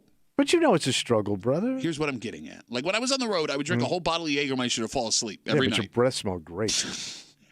I knew I was out of control, and I pulled it back big time. Yeah. And I think there was like a point. I think there was like a 3 or 4 month point where I just stopped drinking. Yeah. And like even now, I'll only drink really during football games. I feel way better. Could you do a Bills game go to a Bills game at 8 o'clock in the 8 o'clock in the morning. You're gonna be there all day tailgate with all that good food and chow and partying, and you ain't touching nothing. No, probably not. Yeah, that's what I'm saying. No. It's part of the experience. But hold on, America was built on alcohol. I just wouldn't put myself in that situation. If I was, so you'd have to stay away from something you love. Well, I mean, I would go to the game later. I would go sit in the game. Like I can sit in a game and not have a beer. It's just like the experience of the tailgate. I would just wouldn't tailgate for 6 hours because that's all drinking. But you love tailgating. I do. It's part of your heritage. Yeah. Yeah. Right? Yeah. I also love going out and drinking with my buddies, but I also know doing that 4 nights out of the 7 of the week, it was going to kill me. All right, but I don't drink like I used to. I don't drink at work anymore. That we know of. I don't know what's behind that plant. There's nothing behind that plant. That plant would be dead. I'm going to go look behind the plant. Well, give me a minute. I cut way back. I have. You know, I don't know why you keep talking. Nobody said anything. Officer. 252-WCMF, 252-9263. We're talking about the end of dry January tonight at midnight. If you've gone this long, I wonder if your natural inclination is to go back to drinking immediately this week or to keep it rolling. I'm guessing most people go back to the booze. Yeah, you're probably right. Because, I mean, it's just like dieting or anything else. You are what you are, man.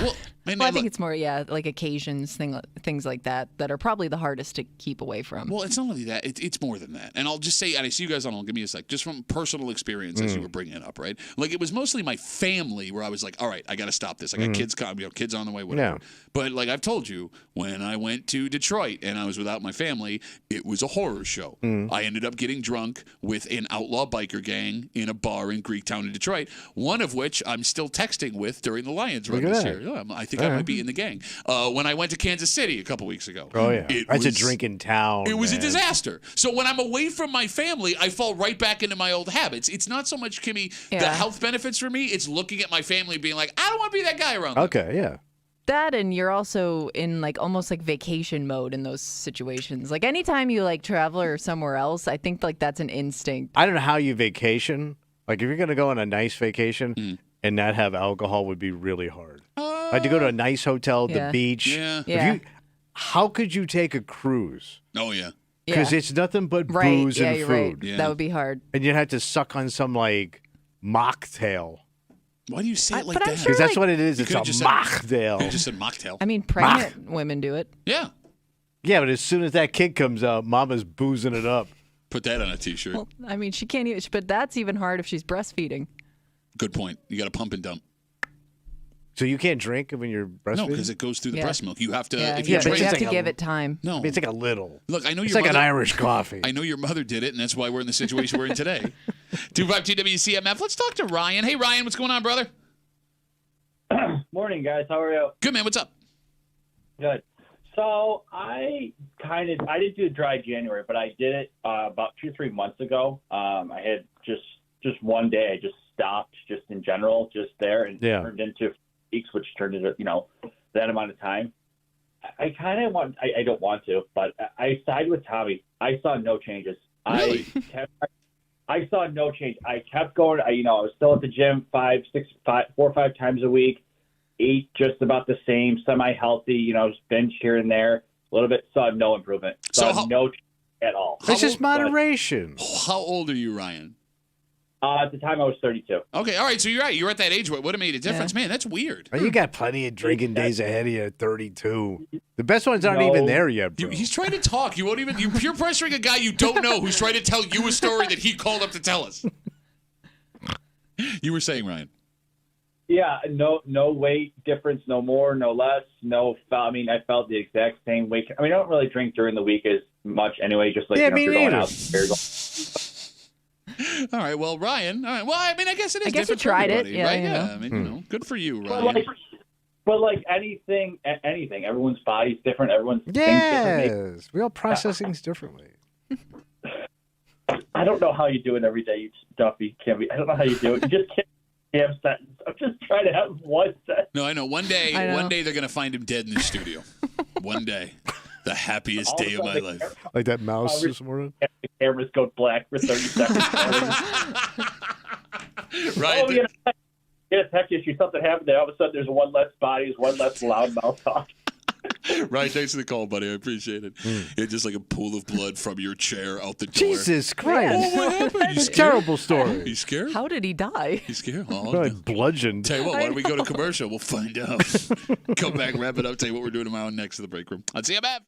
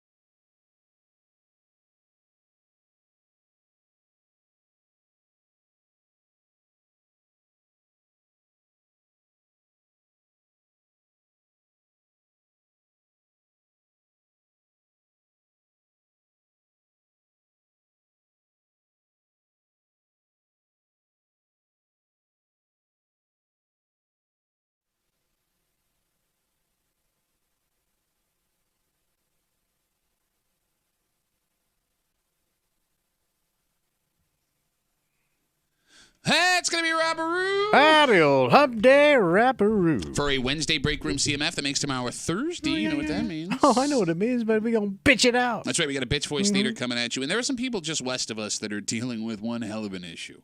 Oh, bad. There are some things that are supposed to fall out of the sky, like, rain, snow, even like a meteor sometimes. Meteor? Yeah, I mean, it's rare, but it happens. What fell out? Let's just put it this way. Uh-oh. The woman they talked to in the story needs a power washer to get rid of this disgusting, awful, putrid stuff that keeps falling on her house. Wait, it keeps landing on her house? Out of the sky. What's it from? That's what they're trying to figure out. Like they don't even. It's like mystery. But like, funk? what are the odds that it continues to It's be funky. her location? Oh, it's funky, and they know what it is. They just don't know where it's coming from. Oh. And why this keeps happening. Let's just put it this way. This woman needs to buy a lottery ticket, and she's furious. She even says in this story yesterday, there's nothing funny about it, which is wrong. It's hilarious. It's hilarious if it's not happening to you. But so she doesn't even know who to blame. No, well, she thinks she does. But how do you prove it? And that's just it. She'd have to stand outside all day? Well, don't do that, no. With goggles. Keep your mouth shut. Put a garbage bag over your entire body. Is that bad? We'll tell you what they believe it is and what the hell's going on just west of us tomorrow morning in the break room on CMF. For Kimmy, who does Dry January by accident. Yep. Yeah, but she does the other, so don't worry about it. What's the other? The Toki Toke. Please let the court know Tommy made the Toki signal. You know she ain't giving that up. For Tommy Muley, who judges people who smoke pot while arguing they should be able to and buy it and getting drunk every single night. Yes. Yeah. My name's Pat Duffy. We'll see you tomorrow morning in the break room, 6 a.m. on 96.5 WCMF.